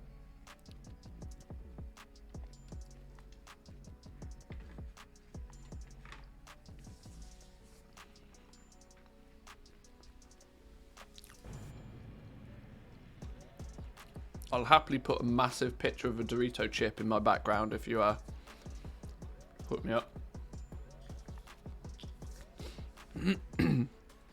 Right, sushi has been dominated. That was actually delicious.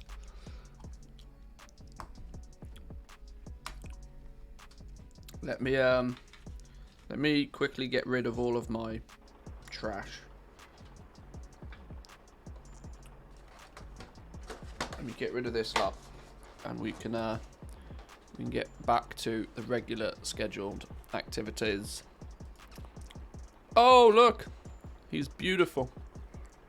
Alright, back in 2 minutes, boys and girls.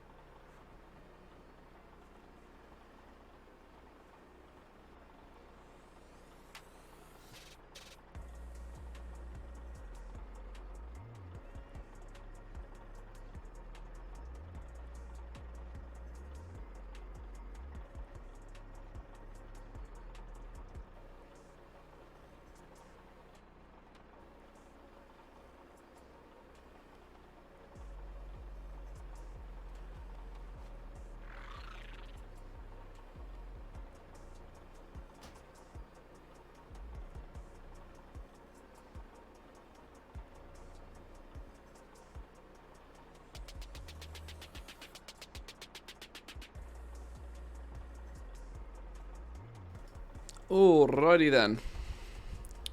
Right, time to check out drain ore. Let's also load up the right account for drain ore. Let's get this character logged in so we can let TSM do its magic in the background.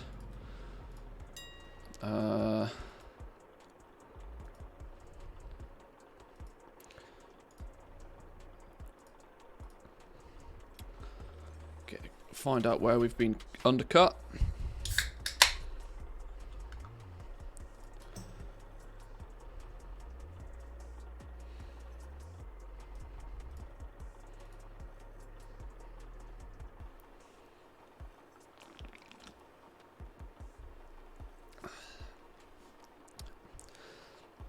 Eating a nice healthy sushi lunch to wash it down with a can of Coke seems counterproductive, but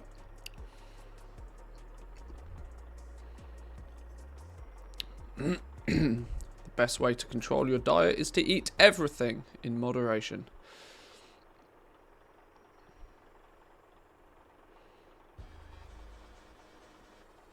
There's everything cancelled.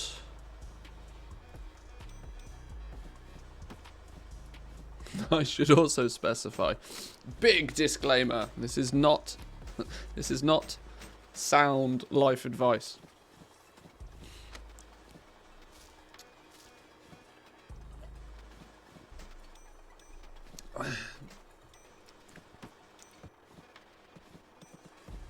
Oh my god, I hope there's more than 140 gold. I really hope there's more than 140 gold. I will not be... Oh, there we go. Well, it's getting better. It's still not great, though. 2,000 gold. My inventory is full.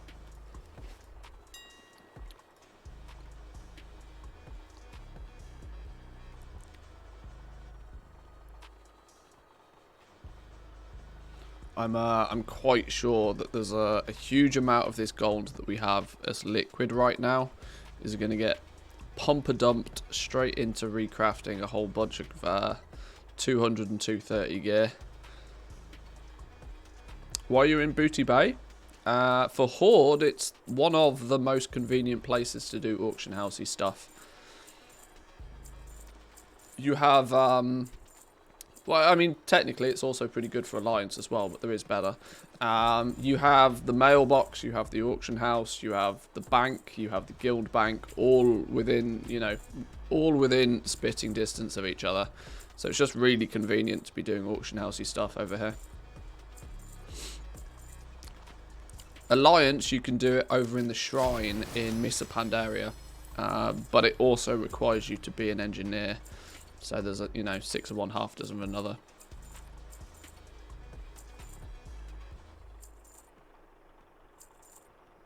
Post throttled. Oh dear.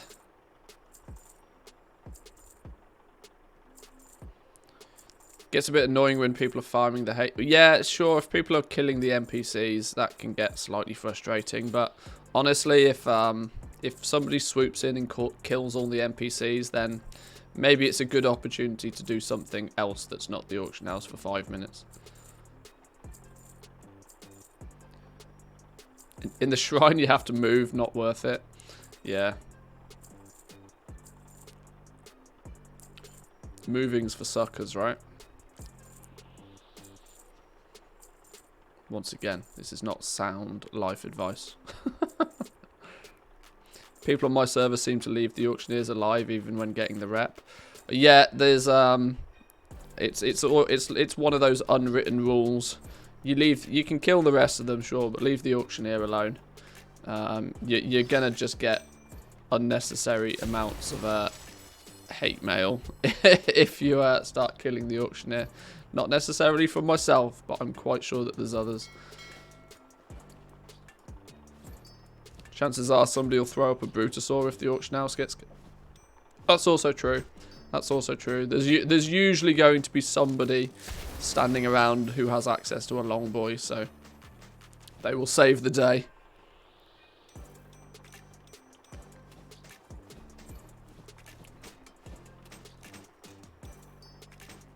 I just go kill the NPCs to annoy my competitors. Well, this is why this character's this character is a, what do you call them, Volpir. So I have the camp set just outside the auction house in Booty Bay, but my Hearthstone is why is it in Ring of Fates? My Hearthstone's meant to be set to Orgrimmar. That's just I forgot to replace that. Hey, 34,000 gold. That's better. That's what we wanted to see.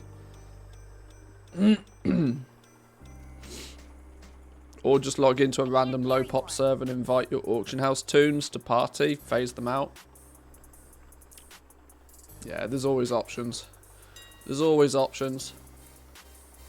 I spotted myself in a Samadan video the other day because he happened to be in Booty Bay and my auction house character was standing there in the background. I don't think there's that many phases.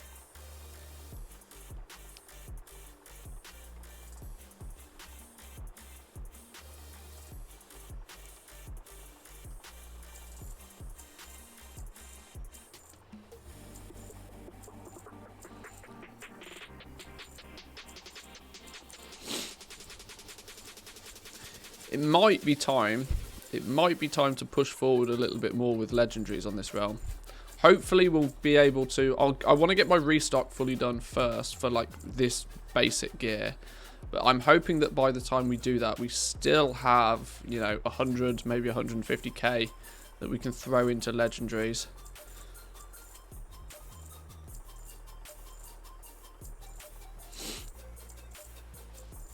Because we've unlocked, I think we've unlocked rank 2 for the ring and neck.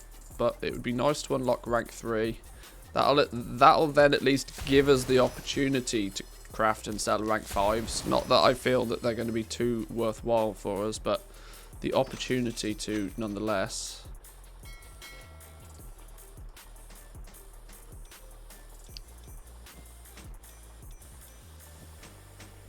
Wait, is the auction house the same for connected realms? Yeah. But equally, the people that you see around here are not actually all engaging with the same auction house. Lots of these characters, any time you see a character with a star on them, you can see in the tooltips here. Most of them, this character, one of these characters is on my realm, but some of the others are either the wrong faction or they're on other realms. Sitting at 300k liquid, should I try to start with legendaries? My regular advice would be no. That's not going to get you very far at all. I've already started and I've already invested a lot into them, so which is why I can just keep chipping away at it. But generally speaking, I'd say 300k isn't going to get you very far at all. For reference, this is where I always recommend people check out the cheat sheet, the Shadowlands cheat sheet that I offer people. The Shadowlands cheat sheet will give you the numbers that you need to know for your profession and, more importantly, your realm. For jewel crafting, for example, if you want to unlock rank 4 for both Shadowgast Ring and Neck, based on my realm's prices currently, which are pretty competitive in price, you're still looking at about 1 million gold just to unlock rank 4s. So before you can even craft your very first single rank 6, you may need to spend nearly 1 million gold. Now, of course, you then have lots of legendaries to sell, but the problem is they're probably going to be low-level legendaries that rarely sell for a profit. I would estimate that of that 1 million gold that you might have to spend to get jewel crafting rank 4s, you may only probably get 200,000 gold of that back by selling the legendaries that you craft. So you're basically putting like 80% of this price just in the bin straight away, which makes the legendary crafting market quite risky. There are ways to make it cheaper and more effective, but it bases heavily on your Korthite crystal price. If you can get your Korthite crystals cheap enough, there becomes other ways to level up that might be more profitable. But it requires Korthite crystals to be like below 300 gold a piece, realistically, before that becomes a thing. So yeah, it's a tough sell to get into the legendaries right now, that's for sure. But it's a big risk versus a very big reward if you do it properly.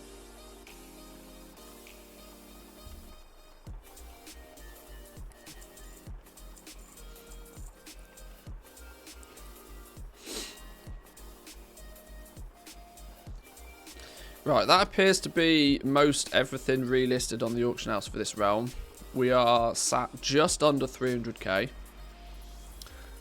Let's first restock anything that we've sold over the last few days, as I have a suspicion that list might be quite chunky. And then let's try and work out just how much we have left over at the end. Hopefully now TSM on this end has an understanding of what our materials are. Yep, everything's up to date over here. That's good. So let's do a restock: blacksmithing, jewel crafting, leatherworking, and tailoring. So we won't do legendaries yet, but let's do a restock on this. Estimated cost of, ooh, okay. Now we do have some materials, but we don't have huge amounts of materials. That basically means that it might cost us 200k in mats to recraft everything that we need. I guess that kind of makes sense, right? If we've made, we shoot for, we get minimum 10% profit, but we try to shoot for about 20 to 30% profit on things. That would make sense, because if we take a look at Trade Skill Master, we dipped all the way, last time we did a restock, we dipped all the way down to like sub 50k gold. So we're looking at like 200,000 gold of turnover recently, of which if 20-30% of that is profit, would mean that by the time we restock the things that have sold, we should still then have about 100k left over. That makes sense. And if we reset the zoom to like here, this is where we were before. We restocked. We spent 321,000 gold restocking over this period of time, going down at some point all the way as low as only 7,000 gold. God damn. But we have since then sold 432,000 gold worth of stuff, which, yeah, roughly should mean that we've profited 100k. And it's this profit that we will probably pump into legendaries and just chip away at it. It basically means we end up like with virtually no gold all the time, but it's This is a side hustle for me. It's not my main realm, so I'm happy to risk it all to speed the process up a little bit. So with that said, let's get a shopping list on the go. Let's see what we need to complete this list. We are currently on our tailor and our leather worker. So we need, what do we need? We need a bunch of vendor mats. We need some desolate leather. Nearly 1,000 desolate leather. What's it telling us to craft because it's profitable? It's only telling us to craft the crafter's marks, which is fine. So let's buy up some mats then. We need, let's say, 1,000 desolate leather. Start with that. We need 150 heavy callus hide. That's 40k by itself. We need 1,200 heavy desolate leather. There's another 50k.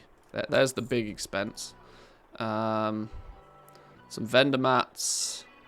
2,400 pallid bones. They should be quite cheap. Lovely stuff. Vendor mats, vendor mats, vendor mats. Cool. Then we need to send probably 20k, maybe even more, over to buy those vendor mats. Somebody's buying all of our shrouded cloth bags.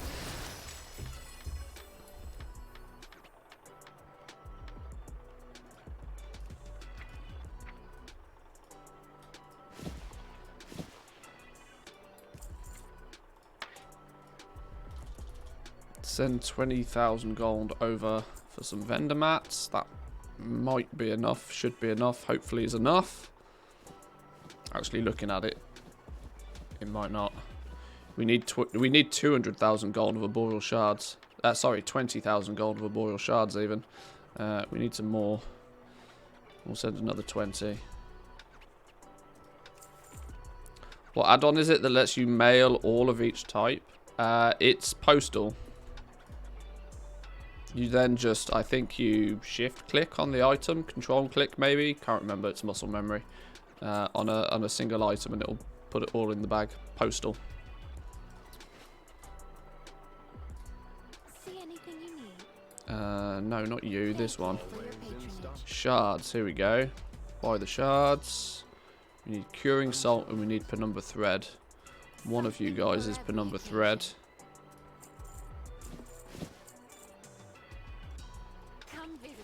And the curing salt dude is over this way.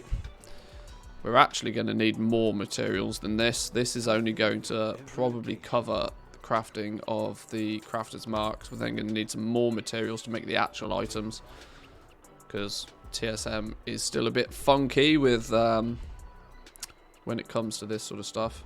Let's get the tailoring ones done first. I get like 20 gold profit per bag, so I don't even bother. Yeah, I'm not really too bothered by each one, but it's just one of those things that I craft 20 at a time and just sell them when I sell them.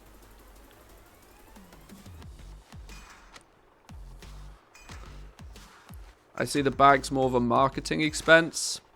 They'll be looking at made by X tag for a while. Yeah, that's clever. Yeah.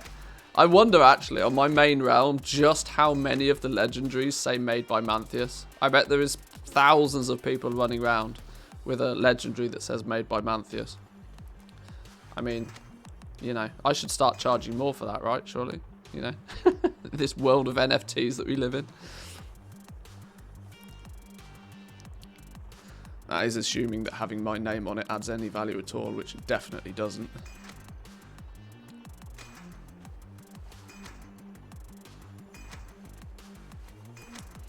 I like to inspect people, and yes, most of the time those are ones that are crafted by me. Yeah.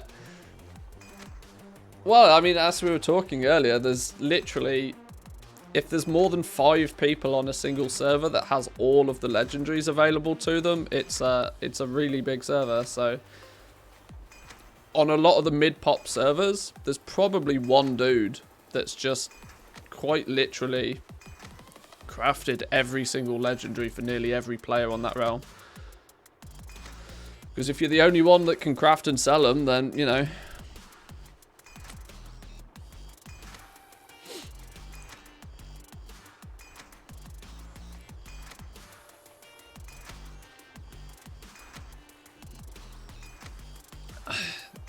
Made by Engine. That's what's written on my cloth legendaries. Trademark for the win.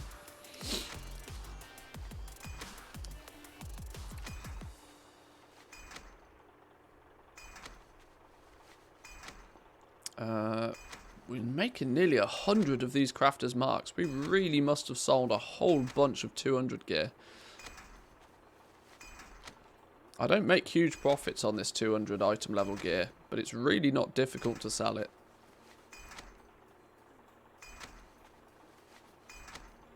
It's a double-edged sword though, because it gets people whispering you for crafts.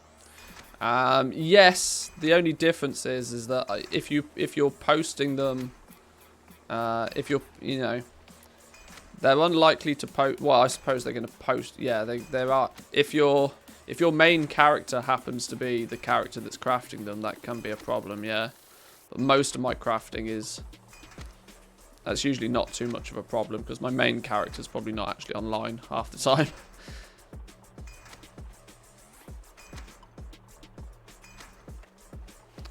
Arguably one of the bonuses of selling everything on a bank character. The anonymity is there a little bit. That is assuming you're not broadcasting yourself to the internet. And then there's no anonymity at all.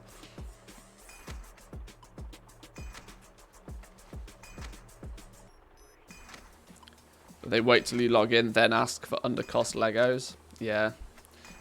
Just put them on the ignore list. Easy. Job done. I know that's really mean and probably you shouldn't do it, but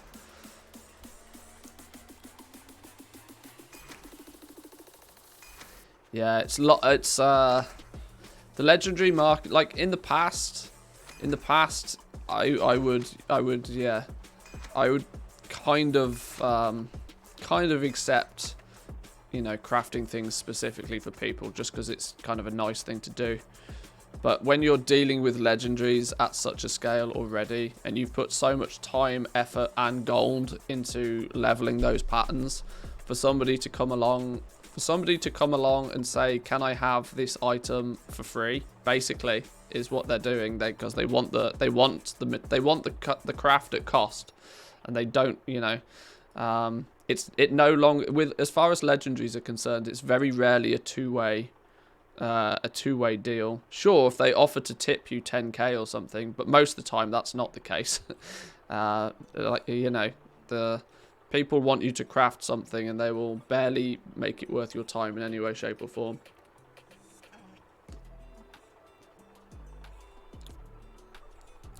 And especially at peak season. It's peak season where you tend to find that people want those legendaries crafted rather than them buying them off the auction house. It's like if I take 20 minutes out of my day to deal with you directly, I miss out on 5 sales because of that. Or potentially miss out on 5 sales. Which is why I choose not to do it. I need another 500 pallid bones. I'm not sure why it was pallid bones specifically, but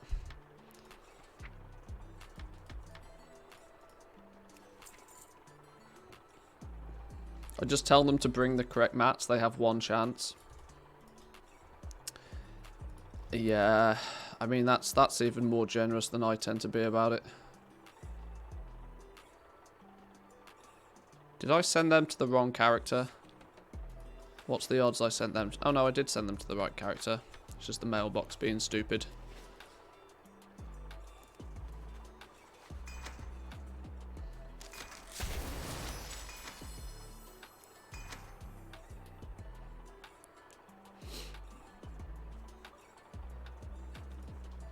Alrighty. Now, in theory, apart from a little bit of pink dye that I'm going to ignore, we should be able to craft everything. Let's get those materials out of the way. Yeah, you see, look, there's some items here that we're recrafting all 5 of them. Meaning that we must have sold literally all of them. Shadebound vest we've sold out of.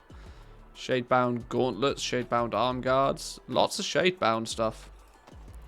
We seem to have completely sold through.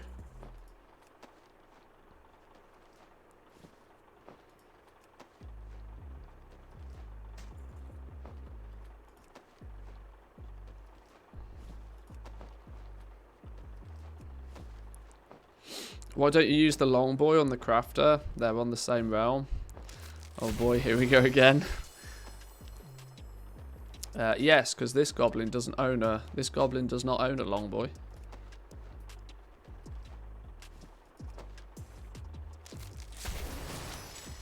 One day I'll explain why and turn it into a YouTube video, but that day is not today. You'll just have to guess for today.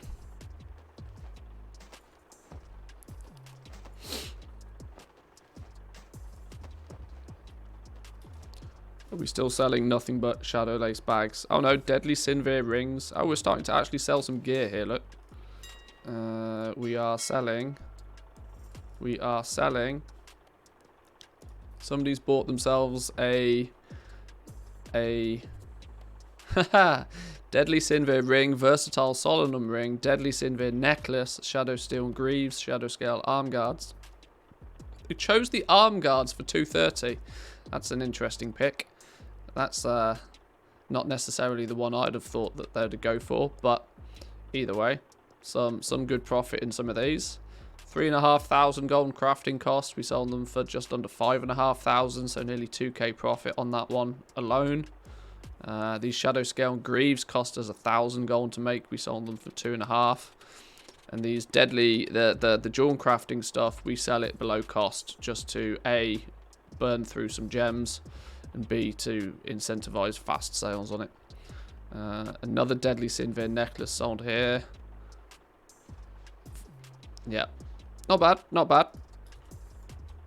All right, let's get crafting. Let's keep going. Let's keep going. The sooner we get this stuff recrafted, the sooner we'll have an idea of just how much gold we've got left to maybe craft up some more Legos. His longboy is locked safe in the black market auction house. Yeah, it's snoozing in one of those really expensive containers. One day I'll wake it up. I've almost given up trying to get those containers though. The frustration for me is that I have to be getting into a bid war, like what is for me quite late in the evening, which means I usually forget to do it.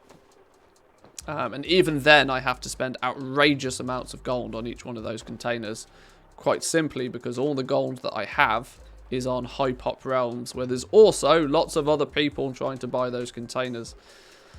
I could do with one day just transferring 10 million gold to a like 0 population server just so I can buy those containers on the cheap. But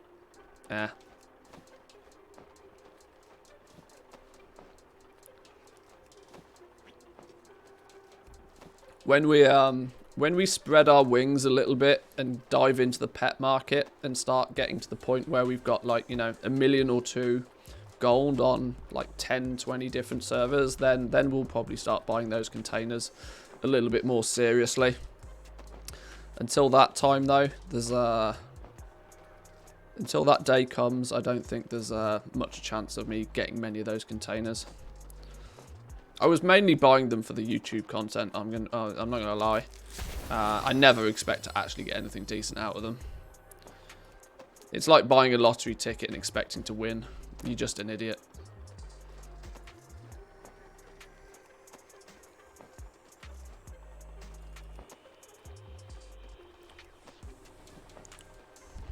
They might add another auction house mount. Unlikely. In my opinion, the main reason why they took the longboy out the game in the first place is because they realised that, well, actually, the thing that brings people to the main capital cities more so than anything else is the auction house, and to give people the ability to just hop on a mount and get access to the auction house whenever, is something that they, you know, was a decision that they made that they regretted, and so hence they chose to take it out of the game very quickly.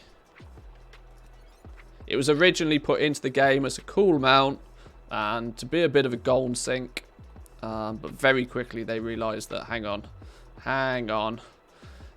They wanted to squish it, I think, as quick as possible, because they realised that long term, they don't want everybody to have their own personal auction house. They already struggle massively when it comes to, you know, incentivizing players to engage with each other. At least if they bring all of the, and this is why, you know, this is why most cities don't have an auction house. An expansion might have an auction house in one zone, because they use the auction house as a way to bring everybody to a central location, to create that capital city mentality.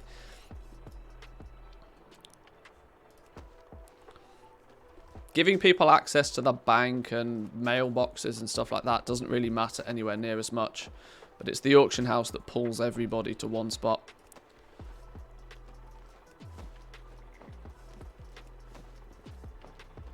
The number of long boys I see on some shards is crazy. Yeah, I mean, there's always those heroes, right? There's those heroes at the Ouroboros mailbox on their long boys all day. They are the real MVPs. I mean, I do tend to wonder why people do so much crafting and auction house work in Ouroboros. Because if you ever need to buy vendor materials, which is all the fucking time, you're paying a premium for every vendor material if you're buying them in Ouroboros. But I don't think many people realise that. Nor do they think that, you know, making a 20% saving on their vendor mats is going to make a world of difference. But that's equally playing into the hands of, you know, those that are somewhat good at maths see those things, and those that are not do not. So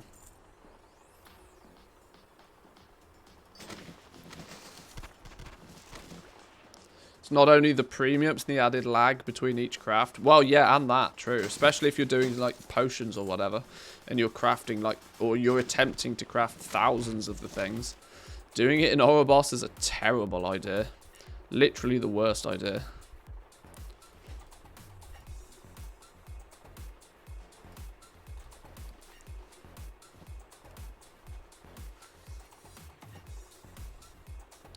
You know what hurts the most? Casuals on auction house mounts. Why the hell does he need it? Give it to me. It's funny, right? There was a huge towards the end of BFA when they announced that the Longboy was going extinct. There was a huge influx, massive influx of, you know, new goblins kicking about, who they did everything in their power to gain 5 million gold, and you've never seen them since. They farmed up 5 million gold. They bought their Longboy and they peaced out. Done. Never to be seen again. There are entire YouTube channels that exploded around that sort of era in late BFA, all who are often focusing very heavily on raw gold farming. Where is the best raw gold farming spot?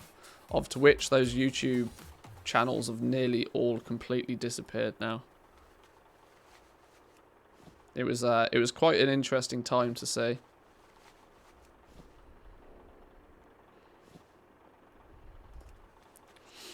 Just installed TSM, have no crafting costs, value or profit figures. Do I need to have some of the items for it to be populated? You need the desktop application, the TSM desktop application. That's what populates the add-on with all the data. If you just go to tradeschoolmaster.com, you can download it from there. Done any testing with the mission table on the PTR? Zanzifor was asking me about this the other day. I took a little look, and at least so far, I've not spotted any new missions on the mission table. Although it's one of those things that I expect there to be new missions, I think it will probably be something that gets added quite late in the development cycle. I mean, there's no reason for them to not add new missions to the mission table. But they just aren't on the PTR yet. I would put it on the list of things to expect to see in the next week or two.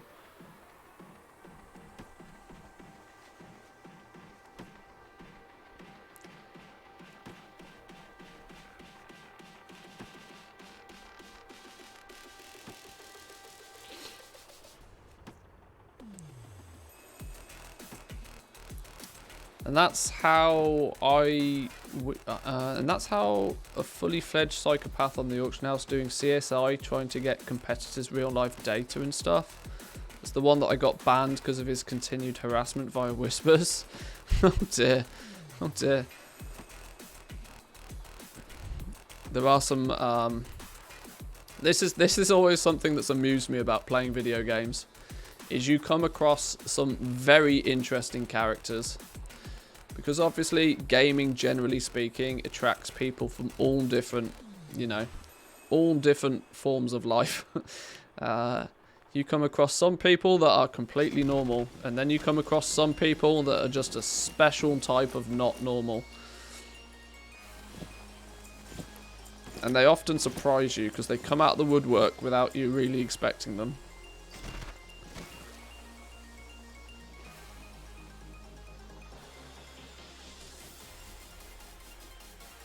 Right, now what do we need in this side of things? Any vendor mats. We need more arboreal shards. And we're making 84 crafters marks over on Jewel crafting. Meaning that once again, I probably am going to need a huge amount of vendor mats to make those. Malleable wire times lots, I would say. Let's buy 1,000 malleable wire, I think, just to be safe. No, because we don't have the gold to do that. Send another 20,000 gold. God damn. Money spent on vendor materials is ridiculous, this expansion. That's Blizzard's gold sink right there. Let's get everybody that crafts anything to spend a bajillion on vendor materials. A bajillion is an accurate number as well, by the way, just saying.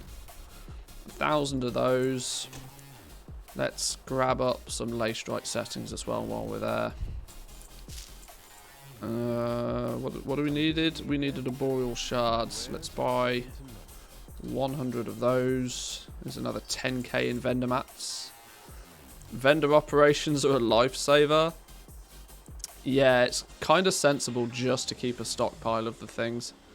I buy them all. I have to buy them all on my goblin dude to get the discount as well, which is the slight frustration for me, but which means I end up having to, hop about different characters just to get the vendor mats at the right price, but it's worth it in the long run.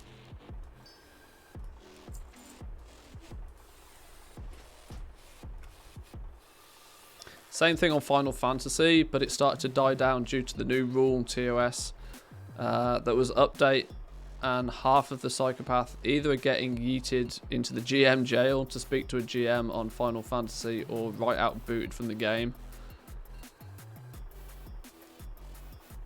Yeah, I mean, in an MMO that gets to any sort of scale, the developer has a strong requirement to police what the hell's going on in it, because the internet does attract, generally speaking, the internet attracts some very interesting characters.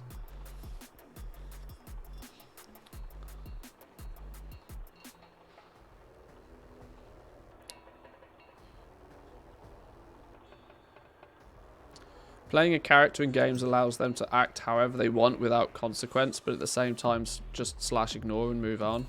Well, they feel it comes without consequence, but ultimately it does catch up with them eventually. The anonymity of playing a virtual character never lasts forever. He would keep whispering with new characters, sitting by me, pulling out pets in succession whose names spelt phrases, and doing all kinds of emotes. Yeah, that's the kind of character that's going to get... There are people that just make it a career goal of theirs to piss other people off. I have zero time for those people. They can... if they get caught up in natural selection, I'm not bothered. It can only be a good thing.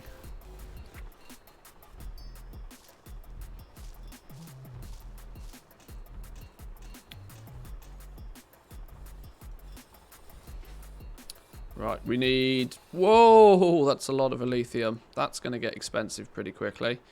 Over 400 Elythium. Hot damn.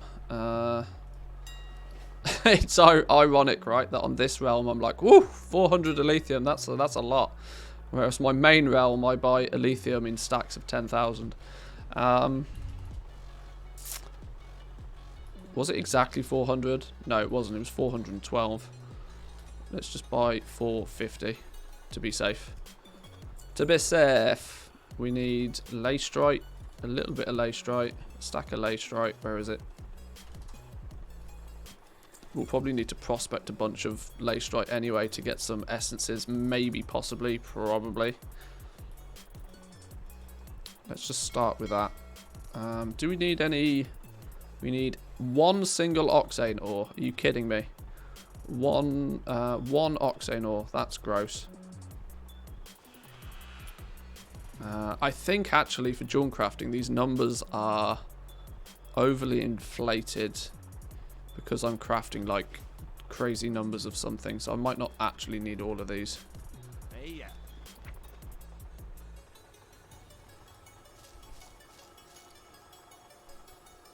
Got the prices now, thank you. Good to hear. Good to hear. Welcome to the world of Trade School Master. I hope it makes you very wealthy.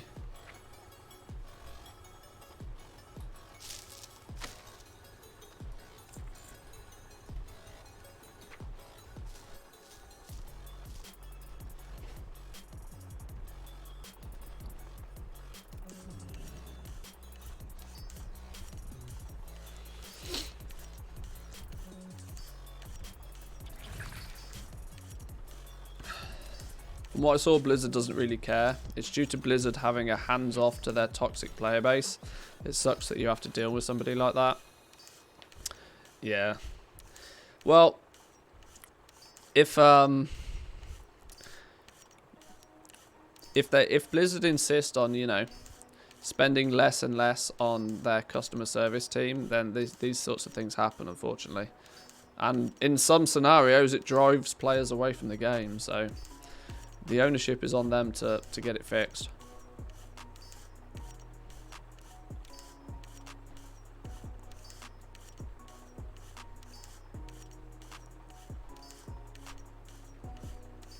Made a fortune with Jewel Crafting Inscription when the expansion launched. Also got the Long Boy Last expansion, but never used TSM. Yeah, Jewel Crafting and Inscription always pops off at the beginning.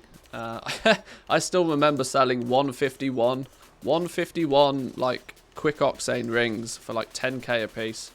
That was just actually bonkers. Actually bonkers. Early days Jewel Crafting was silly. It disappeared very quickly, but it was still fun while it lasted. And of course, Inscription is, you know, Dark Moon card craziness. If you're willing to sit there all day crafting inks, then you could make a lot of gold out of it for sure.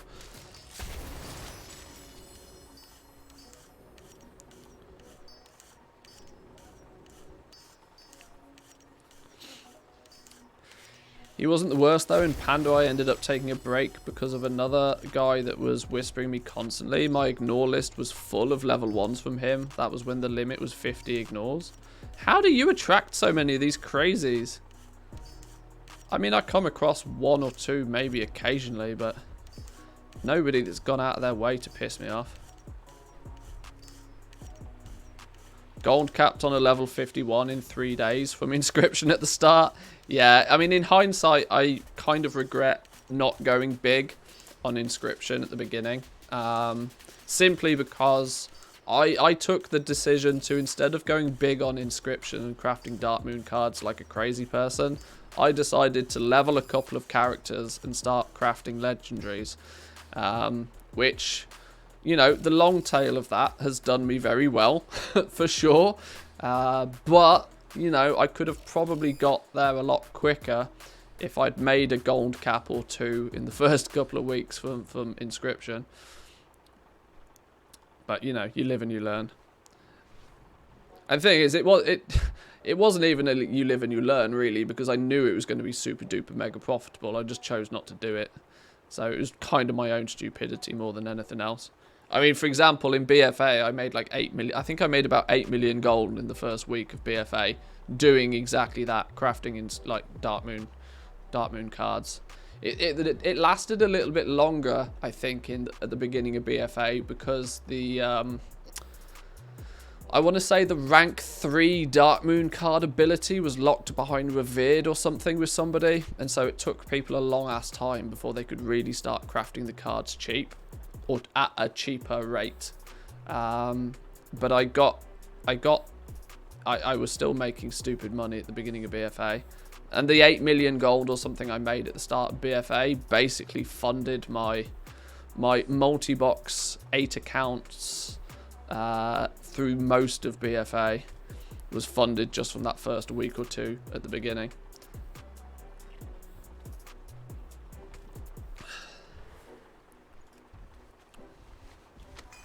So I knew that Dark Moon cards were going to be big at the beginning of Shadowlands. I just chose to do something else. I knew I wanted to go heavy into legendaries, so that was where my focus was.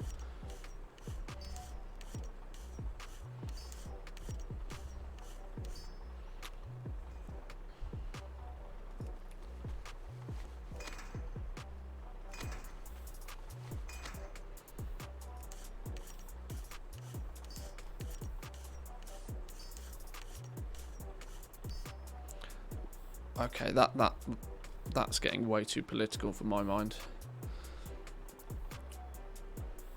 Why can I not make these? Why can I not make these versatile jewel clusters? Why is it telling me I need to make quite so many of these, actually? I'm going to just make the Crafter's Marks. Crafter's Mark 3. Where you at? Oh, we have 0 Umbriel. Oh. Oh, indeed. Okay. Okay, then. Time to do some prospecting, then. That's annoying. That wasn't something I expected. Let's, What do you mean must be closer to the target? I've not moved. Leystrite ore. Can we go like 3,000 Leystrite ore? Sure. This is not leaving us a lot of gold to spend on legendaries. God damn. You actually managed to run out of gems? I did. I don't quite know how. I did actually manage to run out of gems. That shows that I'm obviously not prospecting anywhere near enough. Must try harder.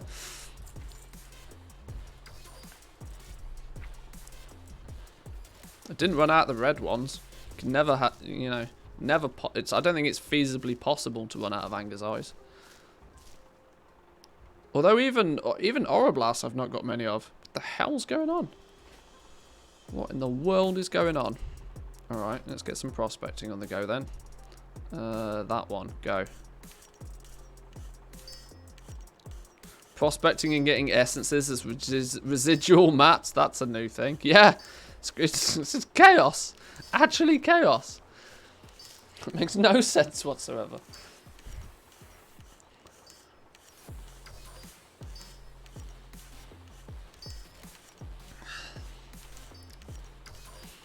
At least it will mean that we will have some...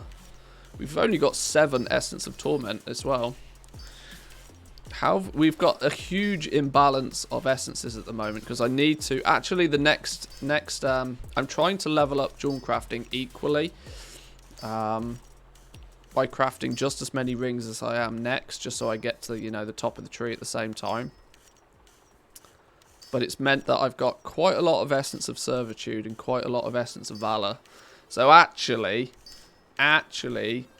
most of the cost is already covered for making a whole bunch of Shadowghast necks. If we look at... Have I unlocked rank 2 or rank 3 for the neck? Okay, we've unlocked rank 2, but we've only crafted 3 of them. So the next 12... What's 12 times 15? Somebody do some maths for me. 12 times 15. The next 100, what's that, 150? Something like that. 150 would be 10. 180. So actually, I've got the essences already to unlock rank 3. Which in turn will unlock rank 5, technically. I just need to now cover the cost of the Arboreal Shards and the Shadowghast Ingots. If I can do that, then we can unlock rank 3 in the neck. I have rank 3. Oh, I didn't even know I did this. I've unlocked rank 3 in the Shadowghast ring, but I appear to have not crafted any.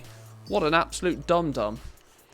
I unlocked a new rank and then for some reason didn't craft any of it.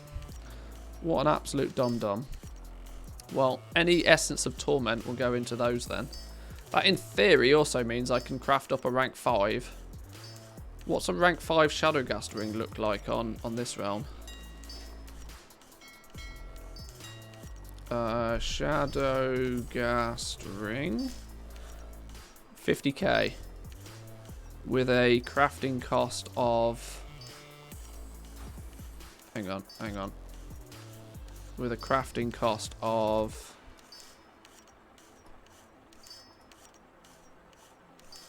Okay, they're selling for cost. Selling for cost is fine. Absolutely fine. If it costs me 50k to make it and I sell it for 50k, that's absolutely fine. Minus the 5% auction house cut. So, yeah, I'm looking at like losing 2,500 gold selling one of those. I'm absolutely fine losing 2,500 gold with those. That would be considerably less of a loss than what it would probably be to try and sell a rank 3 normally. A regular rank 3 costs 16k and has a sale price of 8k. So yeah, I'd actually be better off crafting and trying to sell rank 5s as of right now than I would be to craft the rank 3s. What I'll do is probably try and craft a couple of each, 2 rank 5s and 2 rank 3s. Just to see which ones I can sell quicker.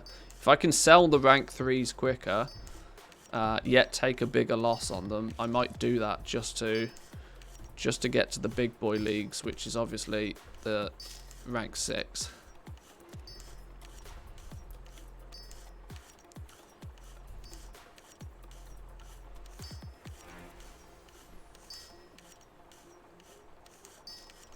Let's see if we have enough gold to even get there.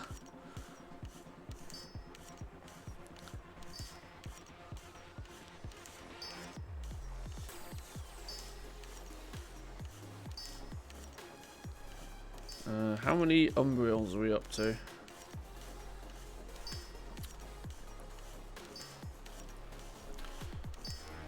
TSM still claims we need 700 Umbriel gems. How have I managed to run out of them? That's actually bonkers.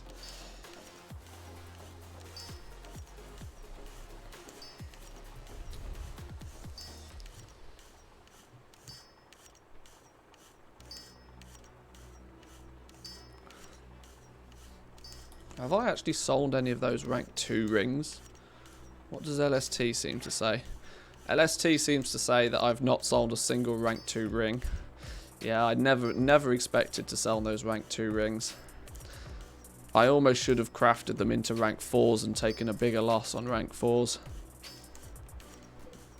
Or, in a weird way, I should have just continued to craft rank 1s.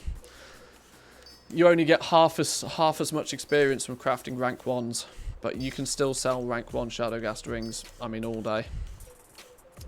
You take a loss on every one, but they sell quick. You get your gold back, or at least you get a percentage of your gold back. Look at the profits on rank 6s. Big servers.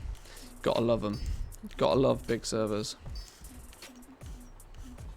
With their minuscule profit margins.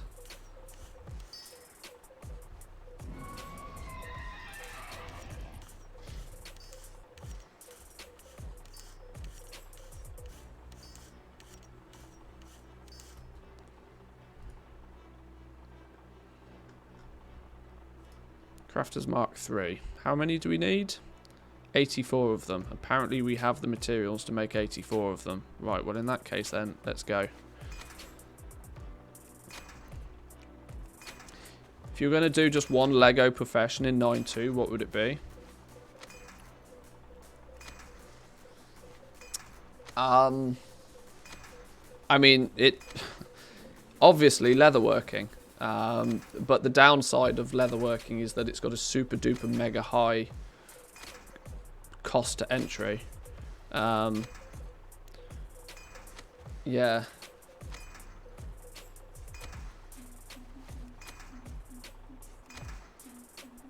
Yeah, there's pros and cons to that.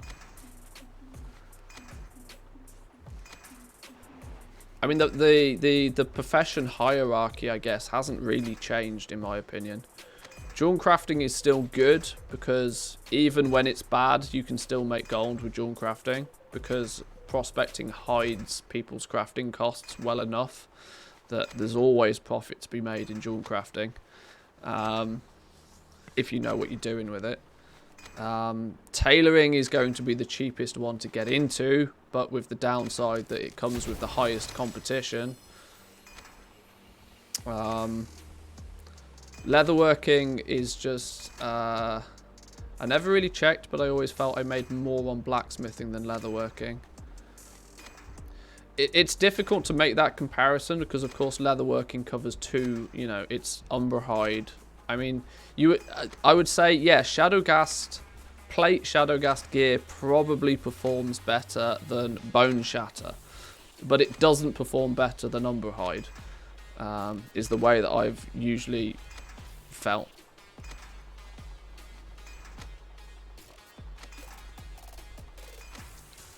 Leatherworking and blacksmithing on one character? I mean, why not?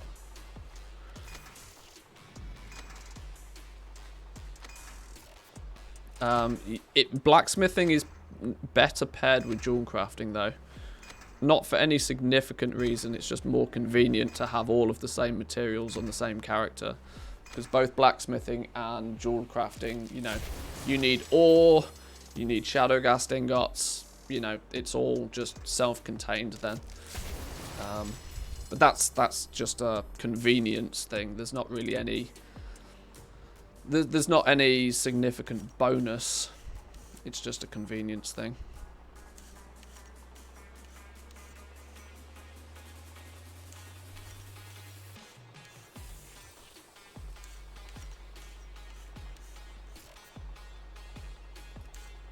Oh, hang on. Now we need a huge amount of lacerite ore again. Because we accidentally prospected it all. Of course we did.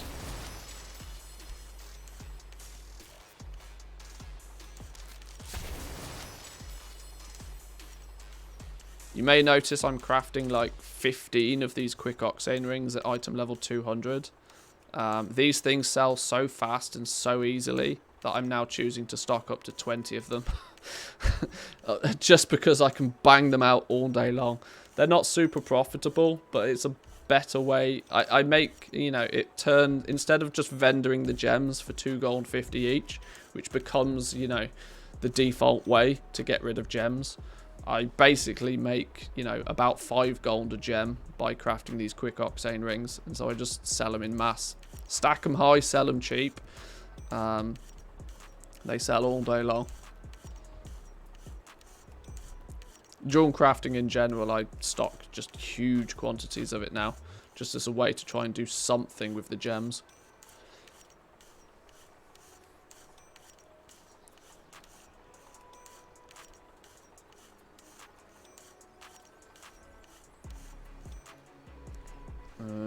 We are short on a few materials still.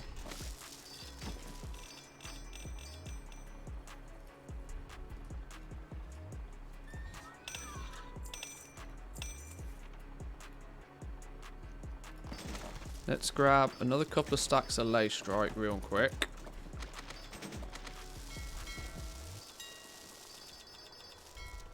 Oh, no, hang on. We do want the default UI. Lace strike. How much did we need? Another...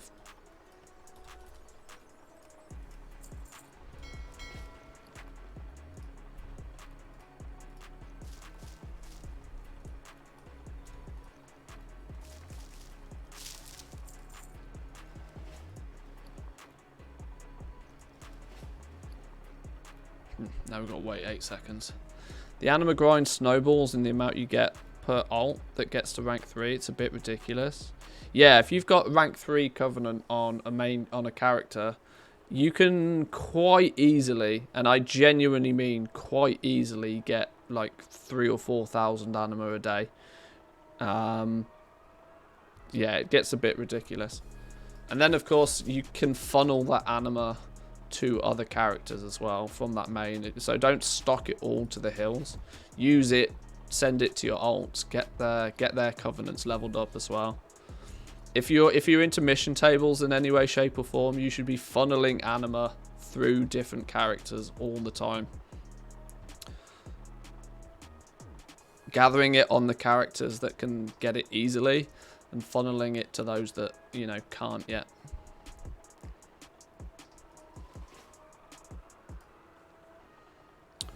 What do we need? Solanum ore. Solanum ore and oxane ore.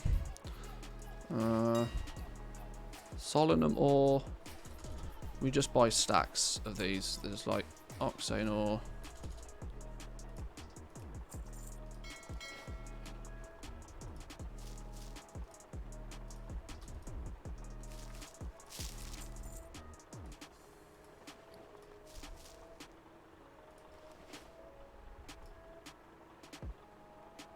Oh, it's blacksmithing that's making these.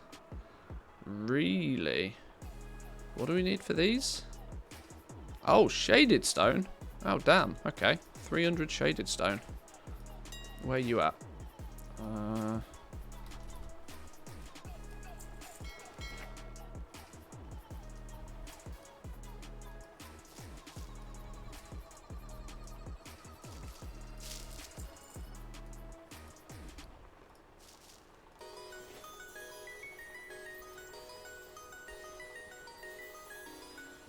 Oh, now where's it gone? 5 of the things.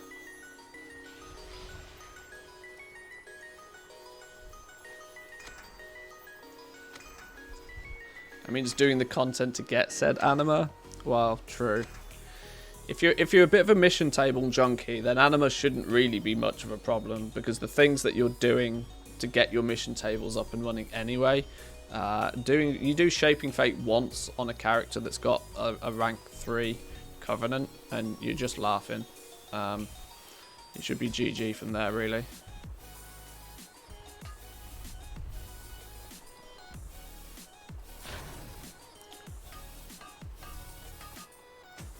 Have you noticed if anima drops in the PTR is increased? I wouldn't go as far as to say it's increased, but it definitely drops very freely in Zereth Mortis. Literally everything you do in Zereth Mortis is giving you like a bunch of anima tokens. Every rare, every treasure box, it's just, you know, it's not far different from Korthia. Your supply of anima is going to be just as substantial. There's a new vendor which allows you to buy 226 catch-up gear with anima as well, which might actually be worth a video, you know.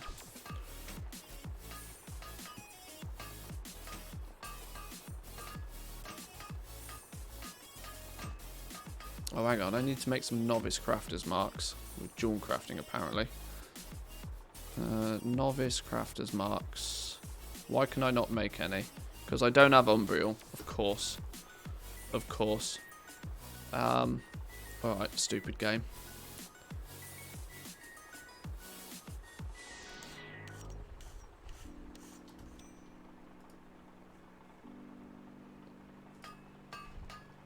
I pray they manage to find the hidden tech from Legion to directly deposit Animo into the reservoir on pickup. Yeah. Like Anima, what was it? The stupid catalogued research stuff. Why that can't just go straight into your currency tab? Why does it have to spam our already what feels like quite limited storage space? We've not had any significant increase in inventory space for years. We've gained like maybe 2 slots in expansion. It's actually ridiculous how minimal our inventory is compared to the fact that there are quite genuinely items out there in the game that take 2 stacks of materials to craft a single item. I mean, at that point, we need more inventory space, Blizzard. Just, you know. Why does it have to be a zillion different items? Just make it one anima and one research thing. Well, yeah, that as well. Like, they can't even differentiate. They can't even make...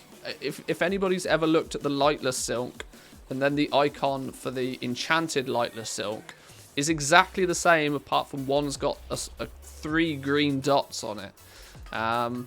Yet there's 12 different icons for anima and catalogued research points. It's like, what? What? Stop it now, honestly.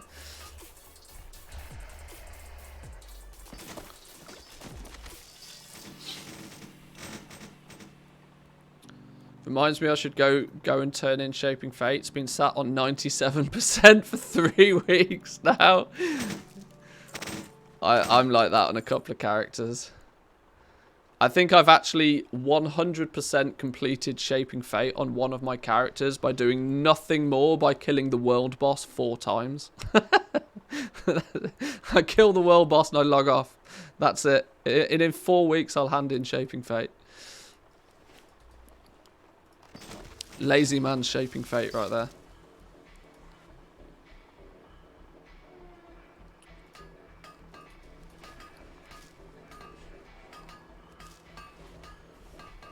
They should make a pack mule mount that has 1,000 bag slots. Sell it for gold cap. I'd be all over that like a rash. I'd have me one of those. In fact, I'd have me multiple of those. None of this terrified pack mule business. Give me a non-terrified pack mule. Give me a very spacious pack mule and I'll be happy, yeah.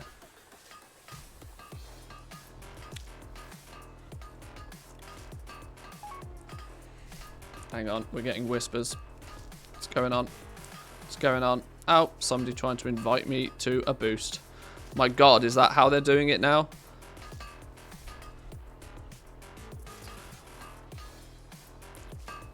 A Zen mule? Sounds good to me. I went to check my WoW. Sorry. I do limit some of the noises, but...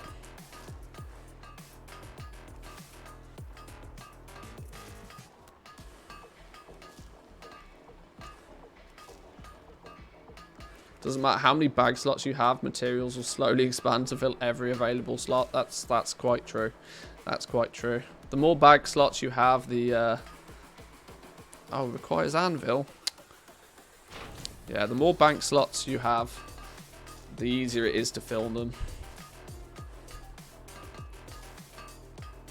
They could easily sold it, add a garrison building called a warehouse, make the schematic cost a chunk of gold. That would remind everybody what the garrisons are, though. It's a piece of content Blizzard would rather forget about, if I'm quite sure.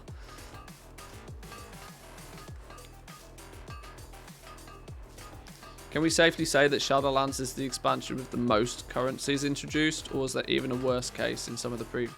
No, Shadowlands has broken a lot of records for the wrong reasons. Shadowlands is without a doubt the expansion where we've had the most currencies. We've had currencies, for Christ's sake. Like currencies on top of currencies. We've yeah, definitely had more currencies in this expansion than we've ever had. This expansion has also come with the most pets and mounts, I think, of any expansion. Only going as far to even further diminish people's desire to go out and get them. Yeah, it's broken quite a few records for the it holds the record for the most wasted travel time ever. If that's a record. Also the expansion where most people left, quite probably. Although in fact it might not be, you know. It might not be. I think that title might still be held by Warlords of Draenor. Because the significant, like, sure, lots of people left in Shadowlands, but there wasn't that many people to start with. I still think there was a far more significant a decline in the player base during WoD than there was in Shadowlands. Simply because I think I can't remember the exact numbers, but I'm quite sure that Warlords of Draenor had at one point somewhere in the region of roughly 8 million players and ended up with about 2 by the end of the expansion. Shadowlands probably, you know, when it launched, I would imagine it probably had somewhere in the region of about 4 million players, but still has, you know, a sizable amount still playing today. If you took it, I mean, that's probably based if you look at it like at raw, just physical quantity of players. As a percentage, I would say a greater percentage of the player base is probably left in Shadowlands than in WoD. But in WoD, I think more physical people quit the game. Like I said, I can't back that up with any exact numbers, mainly because Blizzard don't tell us the exact numbers anymore, but Shadowlands is the fastest selling WoW expansion of all time with more than 3.7 million copies sold in a day. Yeah, which meant that, you know, after BFA, after the tail end of BFA, Shadowlands probably had, what, 3.8 million players? I don't know. They don't see. They like to tell us the achievements, but they don't tell us the rest of the story. How many people were there to begin with? I don't know.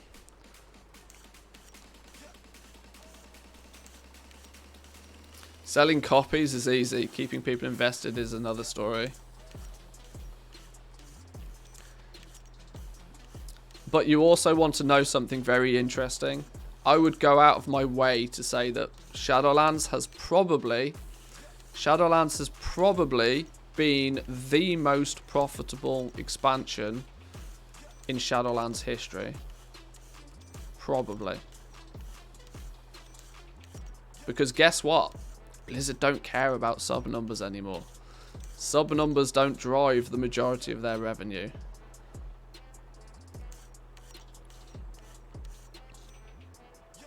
One of the big key reasons, I mean, the biggest key reason why they stopped telling people the sub numbers was because they were declining. But internally, they didn't care. Because the people that are still playing are still the ones that spend a lot of money. This is the thing that's not so, you know, easy to see at face value. That the token, the incentive for nearly every single player to buy tokens due to the cost of the legendaries has probably made this expansion the most profitable expansion in World of Warcraft's history. Even more so than the 12 million players back in Wrath of the Lich King. Sure, those 12 million players paid a box price and they were paying their monthly subscription. But those 12 million players back in Wrath of the Lich King were not being microtransactioned through store mounts. They were not buying tokens additionally. Blizzard make far more money from the tokens than they ever do from the monthly subscription or the box price of the game, by a long shot.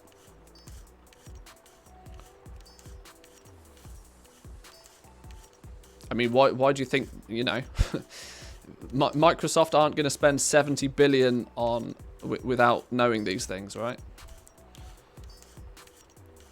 Hang on, are we just crafting clusters right now?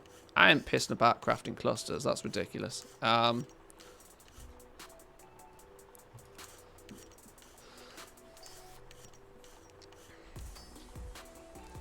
think I think we have milked it for as much as we can right now until we do some more prospecting.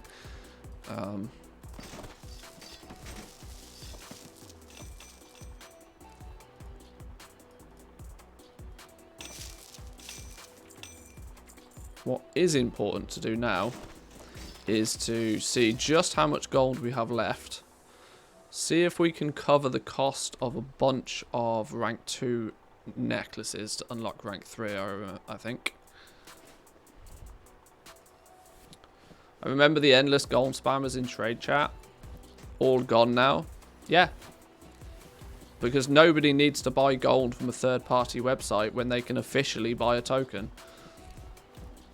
Like, why risk having your account banned to buy gold? The people that have enough disposable income to buy gold in a video game, like, will pay 20 bucks for a token.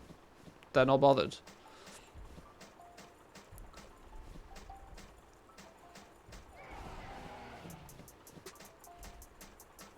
My inventory is full. I can't carry more. What materials would you recommend investing gold into before 9.2? It depends anything that you have use for, primarily. But I'm not a big fan of suggesting people stock up on materials. Most of the time, if you're doing any sorts of crafting, you will know what materials you need already. I'm not a big fan of suggesting people buy materials just for the purpose of flipping. That is, you know, that type of investment is a risk that you need to analyze. I'm not a big fan of suggesting what materials people should buy to flip. I mean, it's still true to say though that any current content material is still going to be just as needed in patch 9.2. The new craft, take a look at what materials are needed in some of the new crafted items, what the new crafters mark uses. Be aware that the materials haven't been finalized on those yet, so they are still subject to change. But most stuff that is, you know, still used on a day-to-day basis today will continue to be used in patch 9.2. But stock up, you know, within your means. Never spend huge amounts on, you know, stockpiling. And sure, if you do want to spend lots on stockpiling, that's a risk that you need to take ownership of.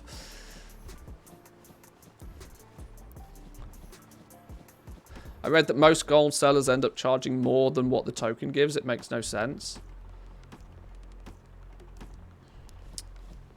Yeah, I'm not sure how that works. I'm not sure how that works. Why would you buy gold off a third-party website for more than what you could officially buy a token for? Yeah, it makes very little sense. My inventory is full. I'm sure there's some logic behind it somewhere for some people.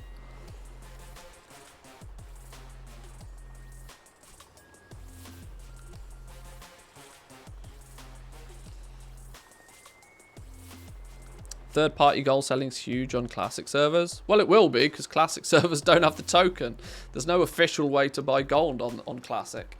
And so, yeah, of course, in that scenario, third-party gold selling is huge. This is why the token exists. Blizzard has created a official way for you to buy gold. And in turn, when you have enough gold, you can buy anything that you want in the game.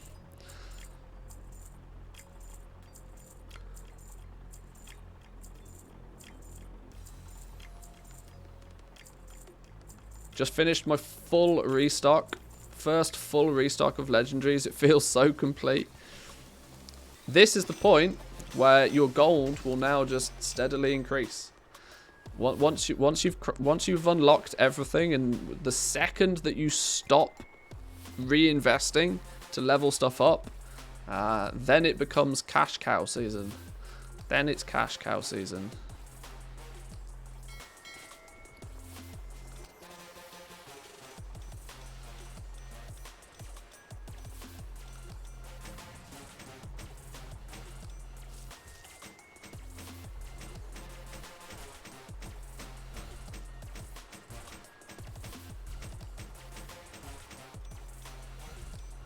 Missing crafting costs on some of these. Well, if you've just leveled them, you want to make sure that you've done a / reload on all of your accounts to make sure that everything's you know, cached and accounted for.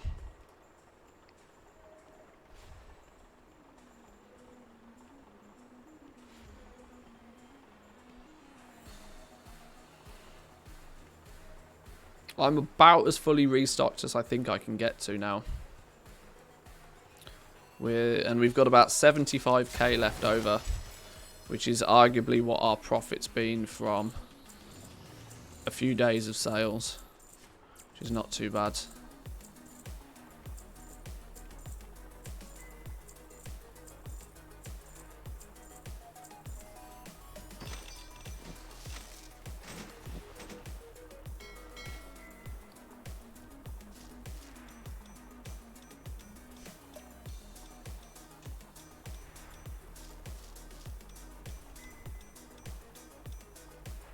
Right, we're going to end up with like nearly full bags of stuff.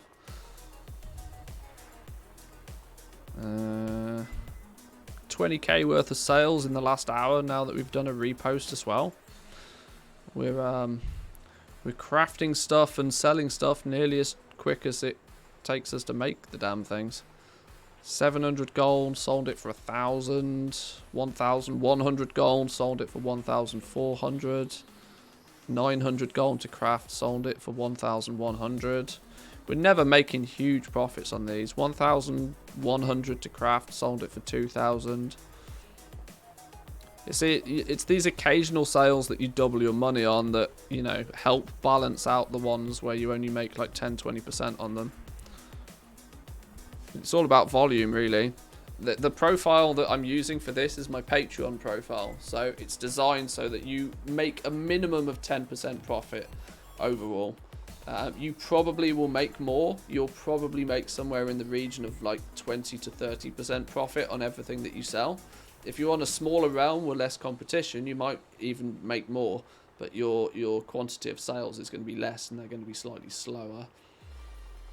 But I seem to be averaging about 20 to 30% profit overall on Draenor with what we're doing so far. So it's more about just selling as much as we can, as fast as we can, really.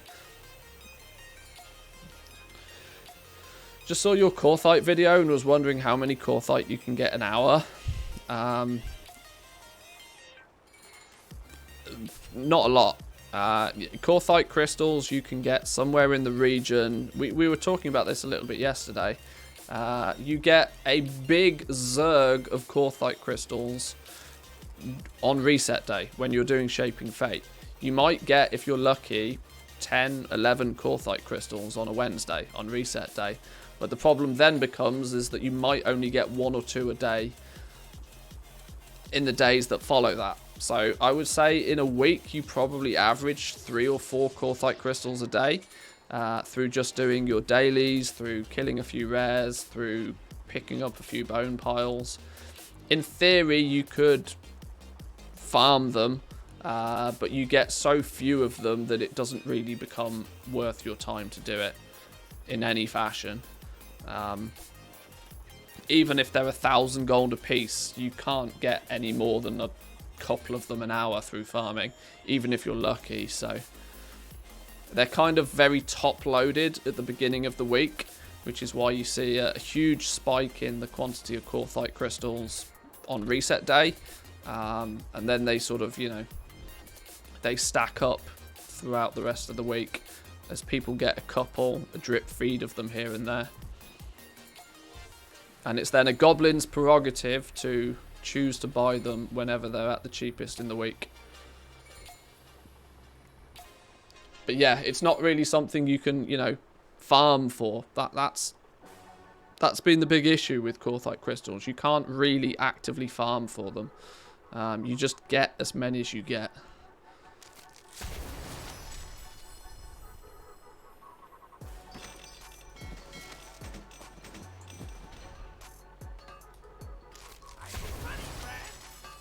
Wow, that's a really tragic looking bank, isn't it? Oh, where did we get all of this, Huh. I've got 8,000 shrouded cloth here for some reason. When did we buy all of that? I don't even know. Okay, somebody else is buying a shadow scale set, apparently. Shadow scale pauldrons, 1,100 crafting cost, 2,800 sale. Lovely stuff. That one sale, you know, makes the rest average out to be nice and valuable. I thought you could just run around looting chests all day and get a decent amount. I mean, you can run around looting chests all day, but you're not going to get a decent amount. If your entire purpose of running around Corthia is to farm Courthite crystals, you might be lucky if you average 1 an hour. Basically meaning that nobody does it. You get the Courthite crystals that you get by doing something else in Corthia that you're already trying to do, whether it be completing Shaping Fate or doing your daily quests for the rep or grinding the codex points, whatever they're called. Nobody is specifically farming with the main intention being to get Courthite crystals. It's just not feasible.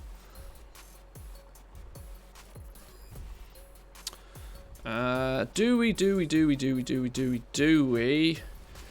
we now take a little look and see if we can power through some lower rank Legos? I would need, in theory, to craft 12 of these, of which I think I have enough essences to do. I have enough essences to do to unlock rank 3. I would still need some shadow gas ingots to do it, though. The question becomes, should I hedge my bets on some rank 4s instead of some rank 2s? To make the rank 4s, though, it's going to require me to make them with a vestige, which starts to get them to be quite expensive. I'm looking at a 7k crafting cost for a rank 2. Let's take a look at the necklaces then real quick. Shadow Gas neck. Rank 2 Shadow Gas neck, we basically have to give the things away for free. Which is not the end of the world. But we're taking easily, if it costs us 7,500 gold, we're gonna lose 6,000 gold on every rank 2 that we craft. If we can make a rank 4, rank 4s are listed for only 23,000 gold. No, we're not going to be able to use vestiges on these, because then we'd be losing 20k on each one, which is just ridiculous. We're going to just have to take a loss on rank 2s then.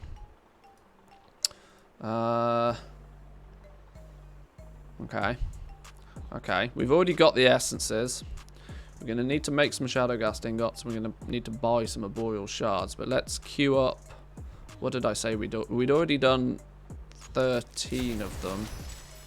We'd already done 3 of them. Have we sold those actually? Out of curiosity. Shadow gas neck at rank 2. We don't have any, meaning we must have sold the ones that we crafted. Okay.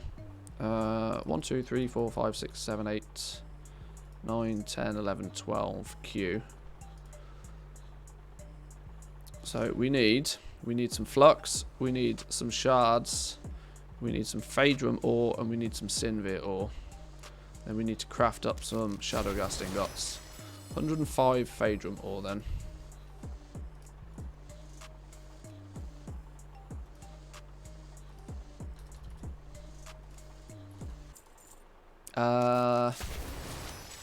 Just out of curiosity, I know I've just bought that, but what's the damage on... Where's Shadowghast ingots anyway? 60 gold a piece? Yeah, they cost literally half that to craft at the moment. We'll craft them ourselves. Damage limitation, you know. 140 Sinvir.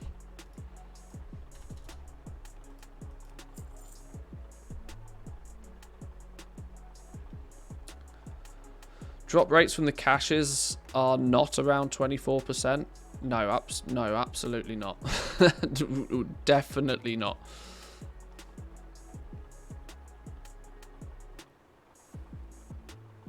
The only sure way to get them is the daily that can spawn with crystals on it. Yeah. Yeah.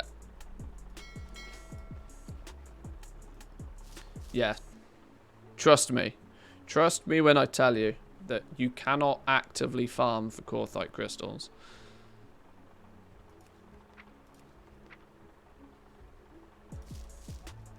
Which is why they are so valuable. Nothing is as valuable as a Korthite crystal is without good reason.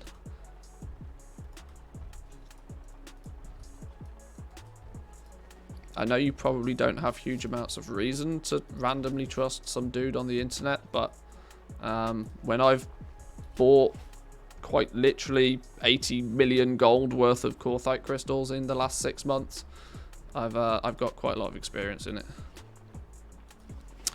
What do I need now? I need a load of flux, don't I?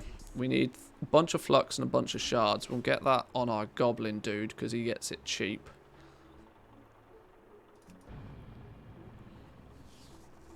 This man's entire living is based on Korthite crystals. Hear him out. It's funny, but it's kind of true.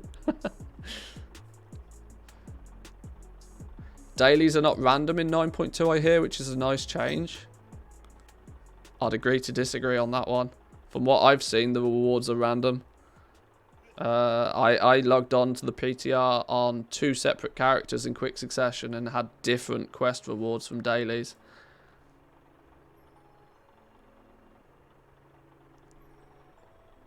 That's going to be quite a contentious thing because the rep grind is going to be such a big thing. If you get the daily quest that gives you a bonus rep token, or you get a, you know, people are going to want those bonus rep tokens because it's going to, you know, get them to where they want quicker. The random piece of gear that they probably don't need, or the anima, is going to be really annoying for people. It will come down to being lucky with getting rep again, from what I can see at least, yeah.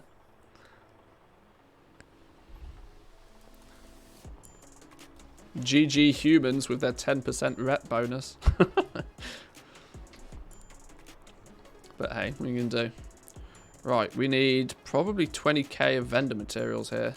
We need a bunch of flux, which is not the problem. It's the shards that's the problem. Let's say then 20,000 gold over to this dude.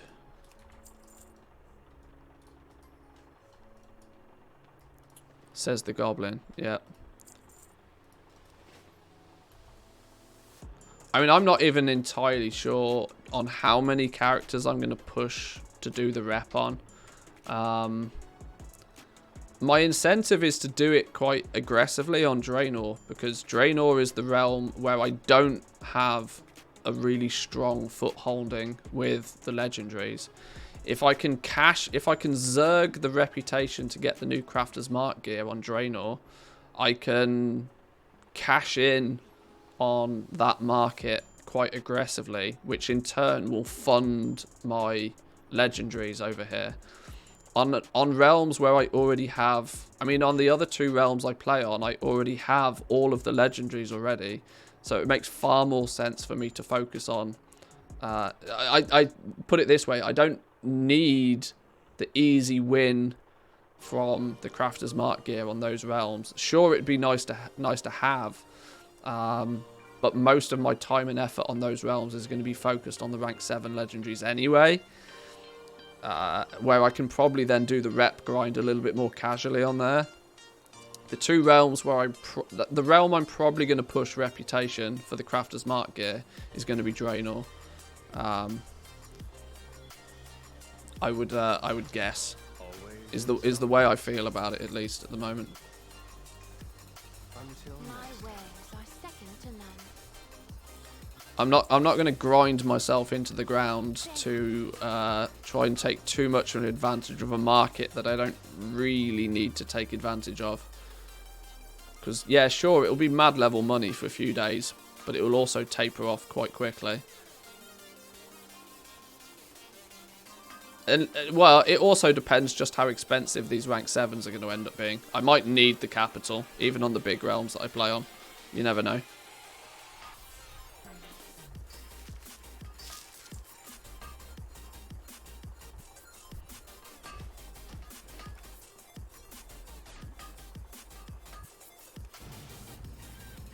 We still selling stuff over here? I've not heard any dings for a while.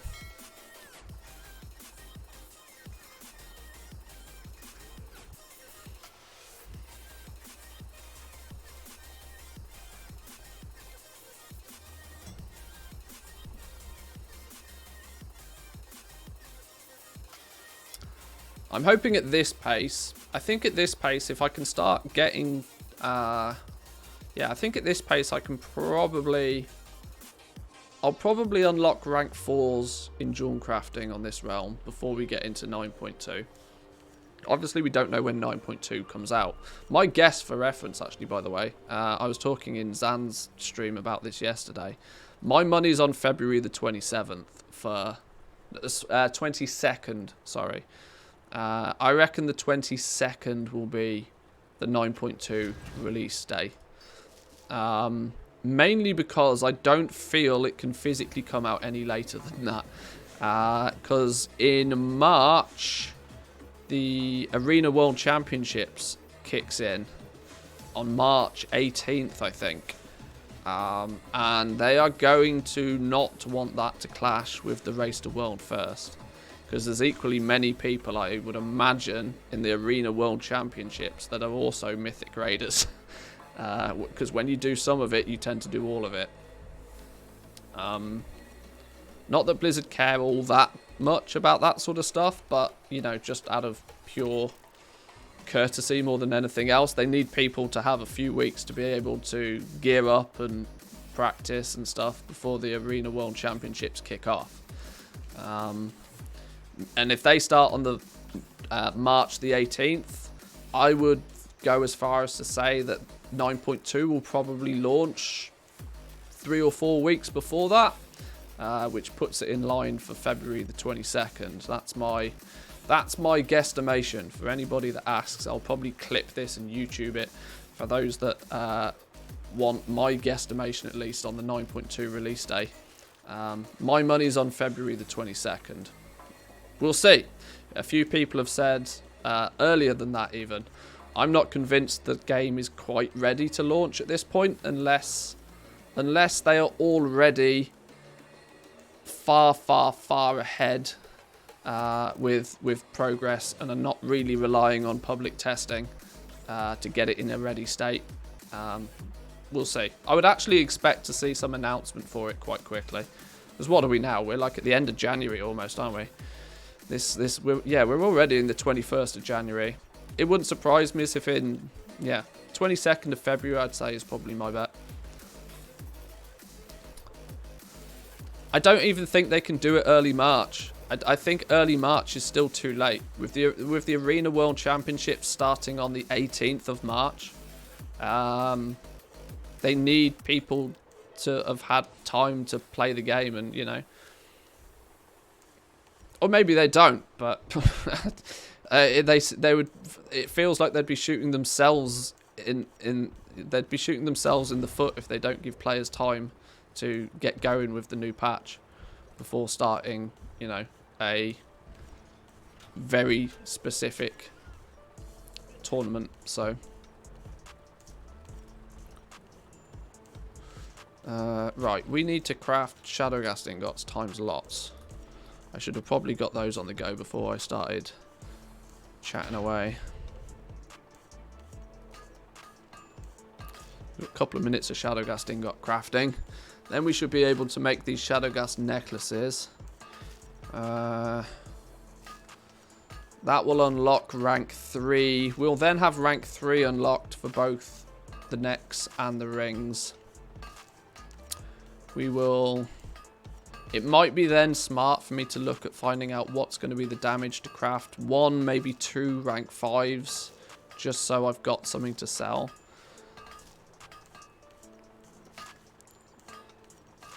Do you think they care on those arena matches? Well, they care enough to have organised the tournament, so you know, like I said, I don't think they're going to want to shoot themselves in the foot if they're spending the money to put on an arena tournament. I'm sure they're going to want, you know, sufficient enough time for the competitors to get ready for it. For follower tables, is there any value in getting the special above level 3 for bonuses and such? Or is 3333 enough? Yeah, I don't think you need 3335. To my understanding, as soon as you've got the achievement, you get the anima bonus. So if you don't want to push past 3333, I'm sure that's fine. I mean, those mini games do unlock, obviously, pets and mounts and appearances and collection-based things as well. Although I haven't bothered leveling them up. I had every intention of playing with those like Covenant mini games quite aggressively. The amount of time I spent testing and working out the ins and outs of the Queen's Conservatory, for the game to then ultimately go live and for the Queen's Conservatory to just be way too slow to be profitable. Especially considering the minigame of the mission table is basically instant in comparison. You can bang out 20 missions in the same time it takes you to get 1 cash from the Queen's Conservatory. It's really not even any competition. I need to do a bunch of the Necrolord stuff because there's a bunch of pets and mounts and stuff I still need from that, I think. I think I've got most of the mounts from the Necrolords. I think I just need the pets. I can't remember. Collections is a last patch of the expansion thing for me. I usually spend a lot of time towards the tail end of an expansion just collecting all the stuff I haven't got so far. I tend not to do too much collecting of things in the earlier patches because I go by the logic that, right, well, I might accidentally get it on my travels anyway. But in the last patch of the expansion, I tend to turn my focus to trying to, you know, complete the expansion, grab everything that can be obtained before we move on and probably never look back.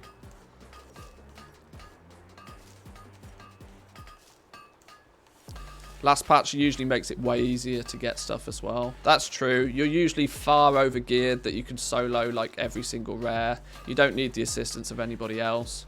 You by that point can usually fly wherever you need to go as well. That's always my theory too. Then I get burnt out and skip most of the last patch. Well, yeah, for me, I might have the concern that I might not play the last patch all that much. If we get an announcement of a new expansion and alpha keys go out, I'm going to do everything in my power to get access to the alpha. I at the very least want to get early access to the beta, and that will probably, much like Shadowlands, be my new home. I spent months on the Shadowlands beta before the game even came out. I got my beta key, I think, end of July, maybe early August, and the game didn't come out till November.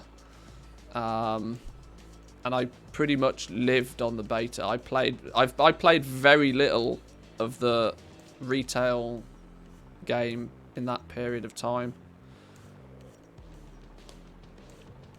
Hence why I didn't get the long boy,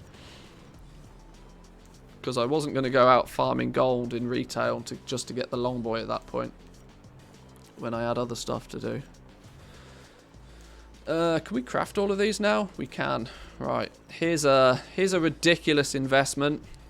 90,000 gold of cost to lose 74,000 of it. Well, you win some, you lose some. In this case, we lose a lot, but it will unlock rank 3 for us. We've earned the gold previously, so now we get to spend it on something that's useless. Welcome to the world of legendaries. But, as we equally know, losing 70,000 gold now will be easily obtainable again by the time we get rank 6. And more importantly, by the time we go into patch 9.2, it should be easily obtainable back. We should recuperate this eventually. Just maybe not on these items that we're crafting. These might end up rotting in a guild bank somewhere, but boom, there we go. Shadowgas necklace rank 3. Yippee-ki-yay. What we should probably do now is we have unlocked rank 3 for both the ring and the neck. I might craft one of each of the rank 5s if I can afford to do it. This is the problem, right? If I can afford to do it. I probably can't. I've only got 50k liquid gold. I probably shouldn't. Because a rank 5 is costing 50k a piece. Yeah, I probably can't. I probably don't even have the gold to craft a single rank 5. That's pretty tragic, isn't it? I've probably got enough gold to craft a couple of rank 3s. It might not be the worst idea to craft a couple of rank 3s. Just so that we've got something crafted to sell. Damage on a rank 3 is nearly 16,000, just over 16,000 gold. To sell it, what might we get back on a rank 3?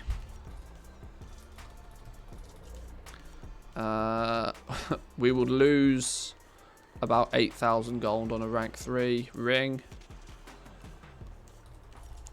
We will lose a similar quantity on the neck as well.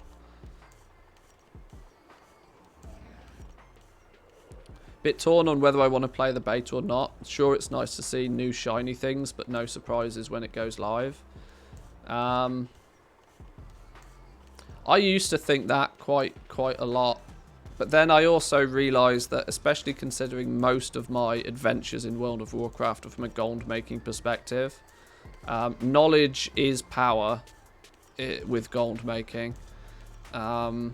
Knowing what's coming ahead of time and being able to prepare for it is literally 50% of the skill involved with gold making. Not that there's a huge amount of skill in the first place, but knowing what's coming and knowing what it's going to cost and knowing what's going to be profitable or not is 50% of the game. Just do it vicariously with me. Well, yeah, that's an option.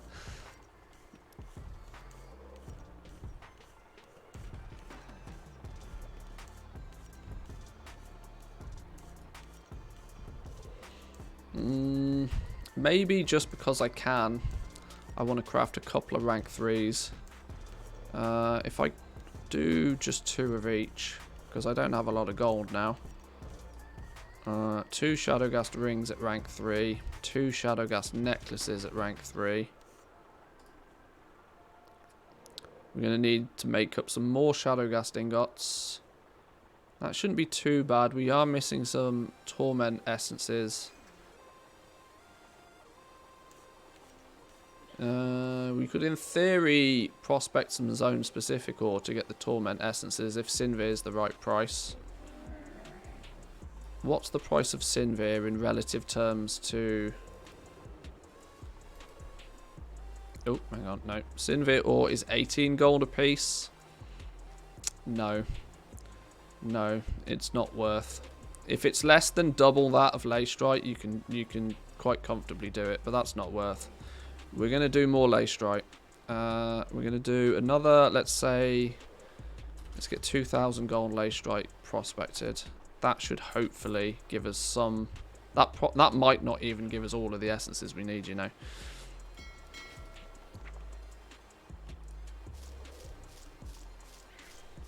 Oh god, we haven't got bag space. We haven't got bag space.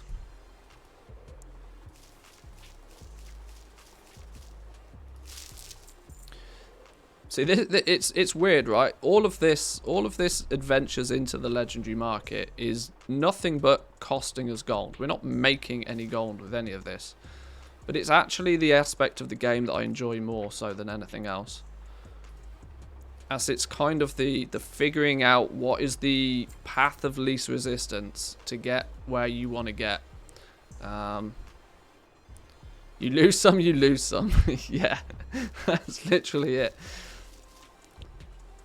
I have more fun and get more enjoyment from trying to work my way up and to level things up than I do when it's just rinse and repeat printing gold at the end of it. The money printer at the end is not fun. I mean, it's profitable, but it's not fun.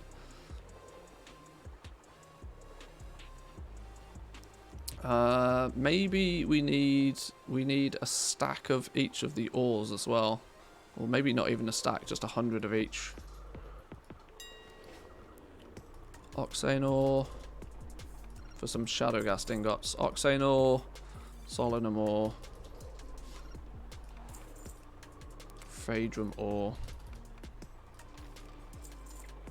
What's the last one? Synvit ore.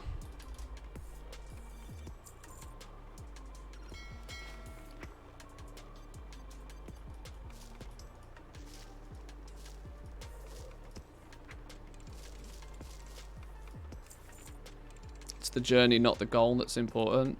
It's also more fun.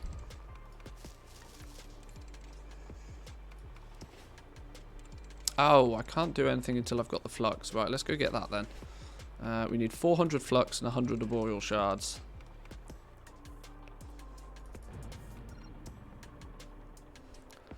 Bam! Flying! GG! Only 6 months late, but congratulations, well done. How do you sync operations and custom sources between accounts? There's a couple of ways you can do it. You can just export the operations and import them again, and just straight up copy paste whatever the custom price sources are. There is a way within Trade School Master to send it to another account, but it's not, although it's the official way of doing it, it's not necessarily that easy to do. I've got synced accounts in TSM, but they don't stay synced.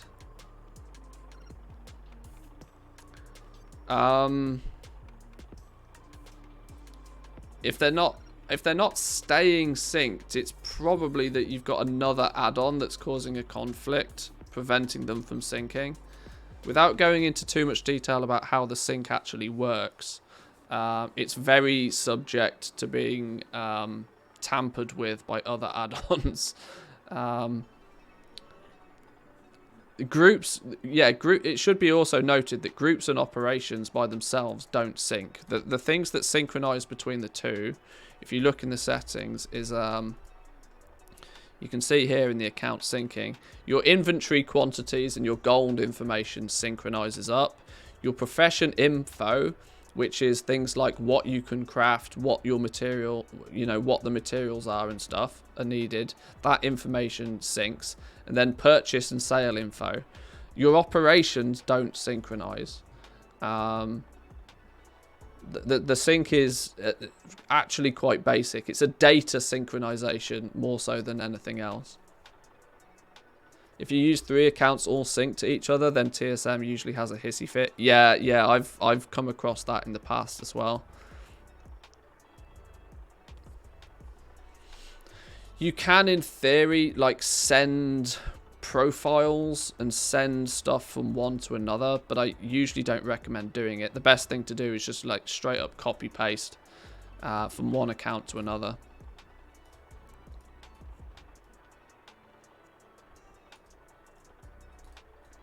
Something for every occasion. How many was it? Oh my god, we need more gold again. Always more gold. Let's send over some Doritos, another 10k. Right, we've really burnt through all of our resources over here now. My wares are second to none. But we're now at the point where I at least feel that we've covered a good amount of the costs so far. Sure, we've got to craft a lot of rank 3s or a lot of rank 5s to get. We're halfway, basically, is what I consider it to be now. We are halfway done with jewel crafting at this point. by the time you unlock rank 3, you're monetarily wise anyway, in terms of gold investment, you're about halfway. You've crafted 2/3 of the items you need, but you've only actually spent half the gold that you need to spend.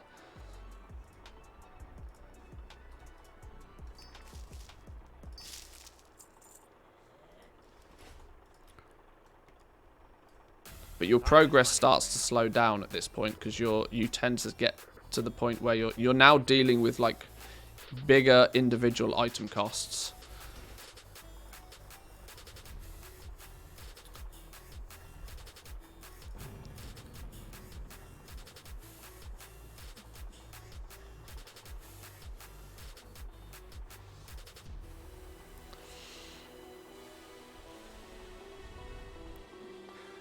Now that they've fixed the import-export to handle large amounts of data, I just have one larger group that I export-import every few days. Everything is grouped under that one master group. I mean, I guess it works, I suppose. How does your TSM tell you how many crafters marks you need?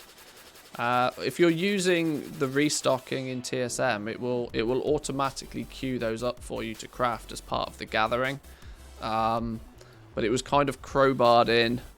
They're redoing the entire gathering side of Trade Skill Master for the next major update. So there's lots of quirks and bugs in it at the moment, which is unfortunately TSM and crafting, considering the crafting side of things was TSM's strength for many expansions and many years previously, it's what it's really struggled with in Shadowlands. It's really not been all that reliable for crafting with. There's been lots of weird hacks and bugs, and I mean, it just flat out didn't support optional reagents or legendaries for the entire first patch. And even in the last 6 months since 9.1's been released, it's still there's still some serious issues with it. I'm hoping that they're working pretty aggressively behind the scenes at TSM to get ahead of the game again. But with one of their, ironically, one of their main coders, I believe, has just got himself a job at Blizzard.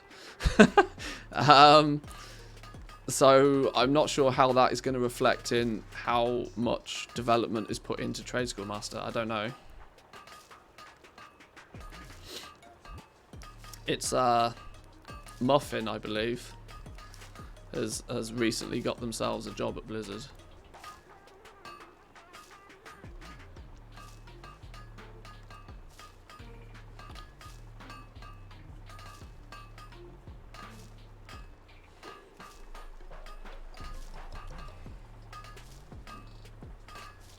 I think that's public. I hope it is. I forget.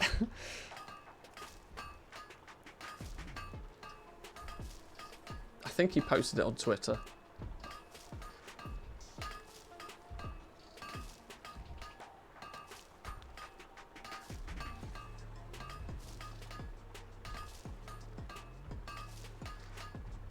Maybe the profession and trading gets some love in future expansions. Hey, I think, yeah, maybe.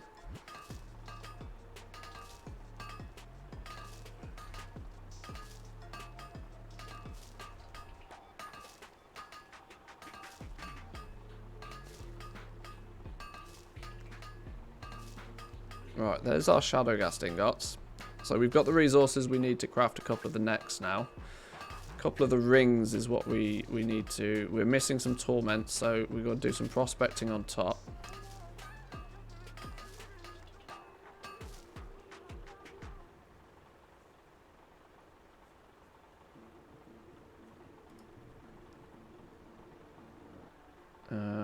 Lay strike, go.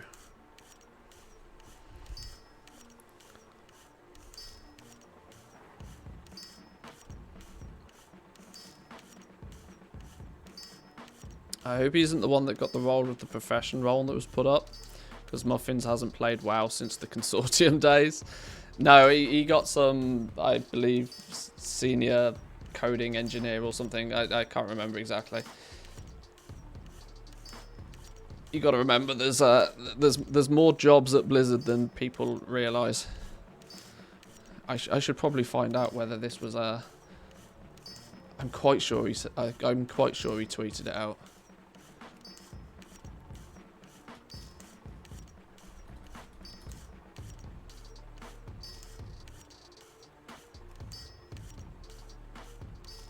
Hang on, let me check the Discord. I'm concerned now.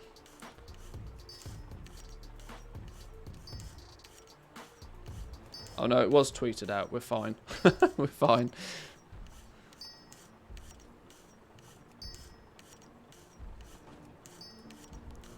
Yeah, there we go.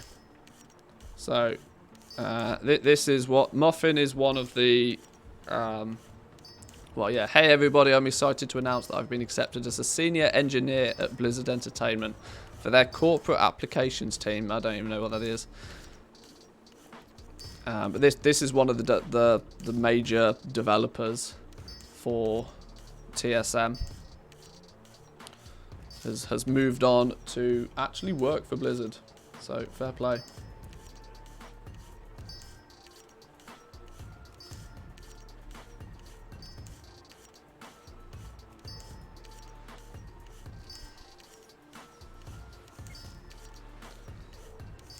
I mean, even though TSM, I believe, is its own proper registered business, and has, like actual proper hired employees and whatever, I still to this day think for the most part that it's a passion project for most of them that work on it. I think it's it's Sapew's baby. He's the lead developer of TSM. But I think for most of the people that work on it, it's more of a passion project. I don't think anybody works on it full time, which is ultimately why I think that the Trade School Master development is now that it's starting to do these more complicated things, it's really slowed down the development speed of it.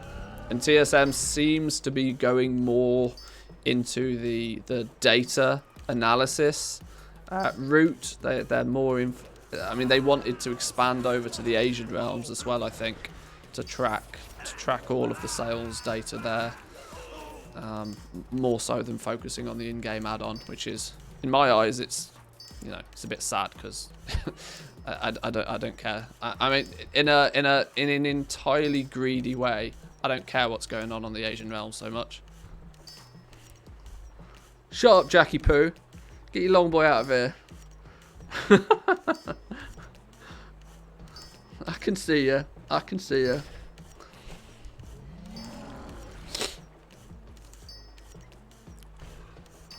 Right, we're almost there. We only need 2 more torments. Can we get these last 2 more torments, or are we going to get cucked on 2 essences?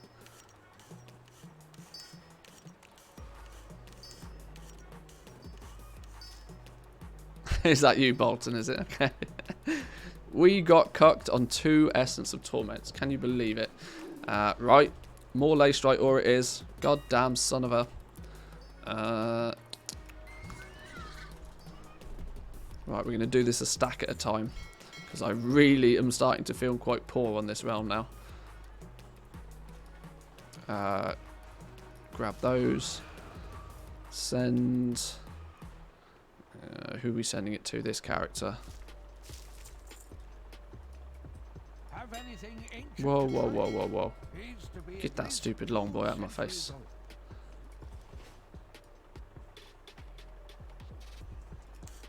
Right, come on. 2 more torments. That's all I need. There's 1. 1 more torment. Come on, prospecting. Come on, prospecting. Oh, come on. 1 more, please.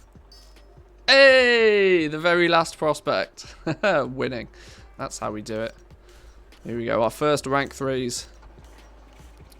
Our first wasted expense on rank 3 rings and necks.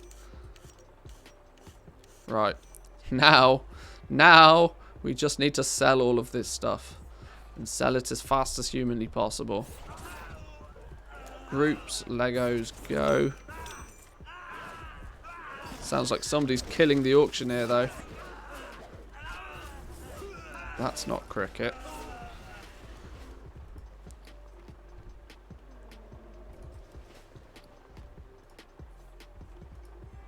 Hello. There we go. Oh god, we haven't got room for all of these. Hang on. Hang on. Oh, you've got to kill the bank. What the... Oh, dear. Oh, hang on. Are these in a group and do they have correct prices on them? I need to check what my groups are for the rank 3 stuff. Because in theory... No, they're only in the normal group, which means I'm going to try and sell them a profit, which is never going to happen. They need to go in the sell them quickly group.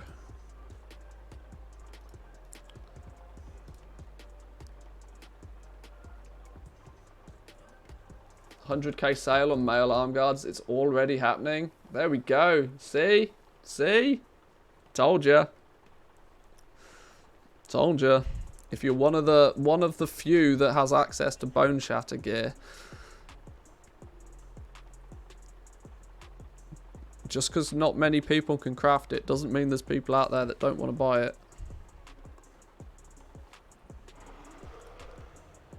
So what are our auctioning operations on these rank 3s then? Oh, we haven't even got the... Oh, hang on. We haven't even got the rank 3s in our bags yet. Okay. Let's just... Oh, we sold a 230. Hey! We'll take that one. Shadow scale helm for 10k. Crafting cost of 4.5k. There we go. The 5,000 gold we made on selling that one item has almost covered the cost of one of our legendaries in just one go. Beautiful. Beautiful. See, you got to get some profits from some things that you sell to cover the losses you're going to make on others. And eventually, if you make more profits than you take losses, you still win. That's the plan. And you do that for as long as you can get to a point where you can stop taking losses on things.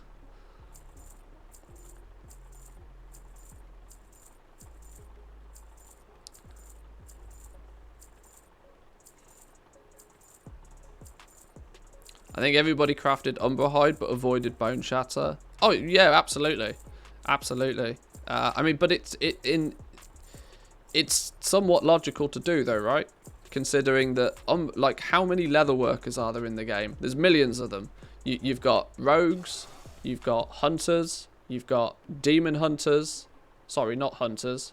Leather workers are... Brain, start again. Rogues, demon hunters, druids. Who else am I missing? Monks. There's I can't even remember. My brain's not any good at this point of the day. There's loads of people that wear leather, but for male you have hunters and you have shamans. That's it. Only 2 classes in the game are going to wear, and survival hunters so memed that it basically doesn't exist. So yeah, male and hunter only for the bone shatter stuff. Luckily though, at the moment, resto shamans are popping off in Mythic Plus. Everybody wants themselves a resto shaman in their group, and hunters. Everybody has a hunter, so it kind of, you know, even though there's less classes that need it, the demand is still there for the bone shatter gear. If I look at my actual overall sales of Umbra Hide gear and bone shatter gear, it's probably not that far off. It's probably not that far off at all. Healers with a lust and a kick, sign me up. Yeah, resto shamans are just doing big things. So there's a lot of people out there that are playing them right now.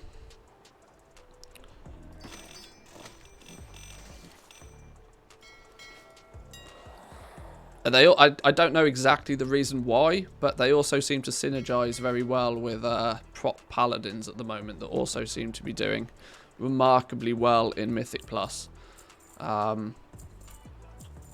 So all of that combined is a good. Survival Hunter looks promising in 9.2. I mean, I don't pay any attention. I just go by what I passively see and hear. But survival's always a meme. Right, here we go. What are we looking at these then?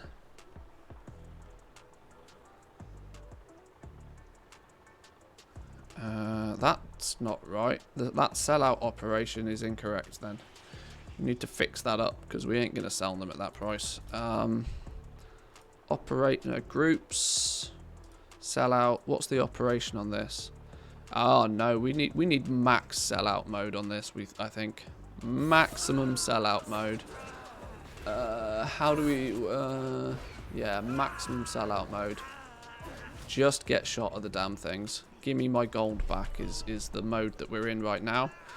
That's going to mean we'll sell 225 Shadow Gas rings. We'll go down. They cost us 16k to make, but we'll go down as far as 6k for each one just to get rid of them, to do it fast, which means we'll be undercutting right now on these.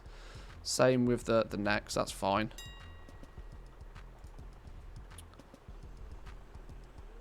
Survival Hunters are pumping right now. The AoE is nuts. Year of the Spear. Hey, if it works, it works.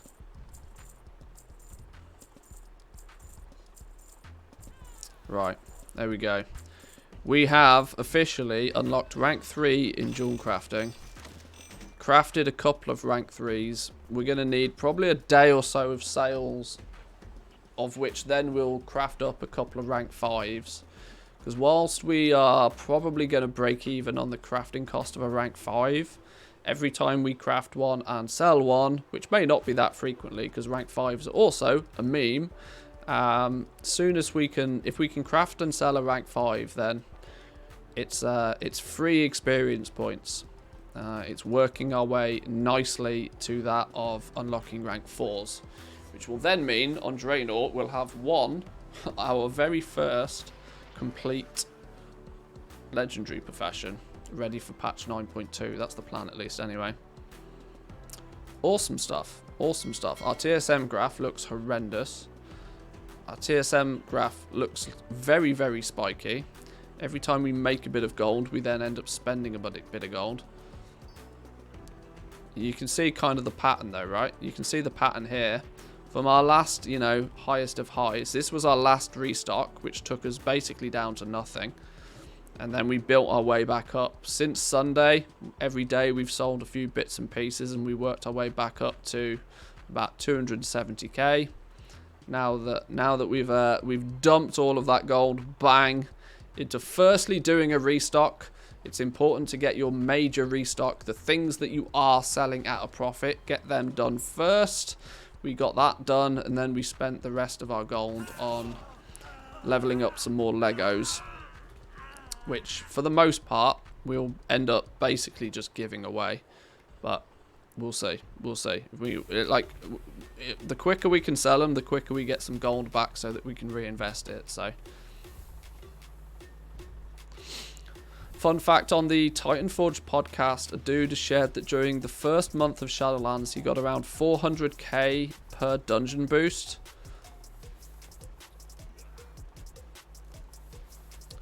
And now he's running low because of Legos on alts. See? This is why farming sucks. Farming sucks. Offering the services sucks. You want something that's, concrete, long-lasting. This is why I focus on crafting. There are many people that made bank in the first patch of Shadowlands. Farming heavy callous hide, boosting, but all of those things are quick cash cows. Once that cow's milked dry, they then have nothing that provides them any ability to take us to continue doing that. Crafting is always one of those things that when you have the pattern, you always have the pattern. And you can craft it and you can resell it as many times. There's no restrictions in place on that. You want to get the patterns early. This is why we always focus on a new patch. Where do we get the new patterns? How quickly can we get them? Because we want them as soon as possible so that we give ourselves the opportunity to craft and resell things as much as possible until the craft is then no longer in demand anymore. And then we move on to something else. Like, boosting is one of those things that, sure, you might make a huge amount for as long as you do it, but the very second you stop boosting people, you stop at being able to make gold from boosting. It's exactly the same category as farming.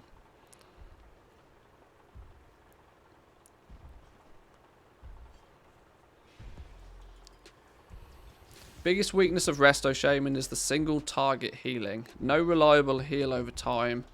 No cheap spells.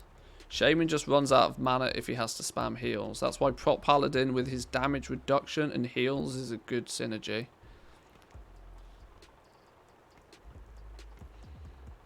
I guess. I mean, I would imagine things like Healing Rain is just not very good then now, right? A Resto Shaman's just, what's it, like Chain Life, Chain Heal, just spam. I don't know. I have no idea. I've not played a Resto Shaman for... I played Resto Shaman a little bit at the beginning of BFA. That's why I have a Shaman, because he's also my Alchemist. So I played him for a little while. No to the Chain Heal. See, I ain't got a clue. I don't know.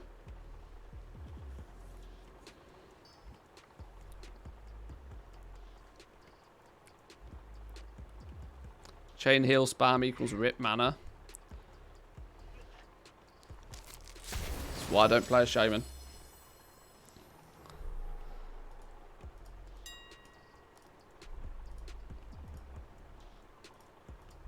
Right.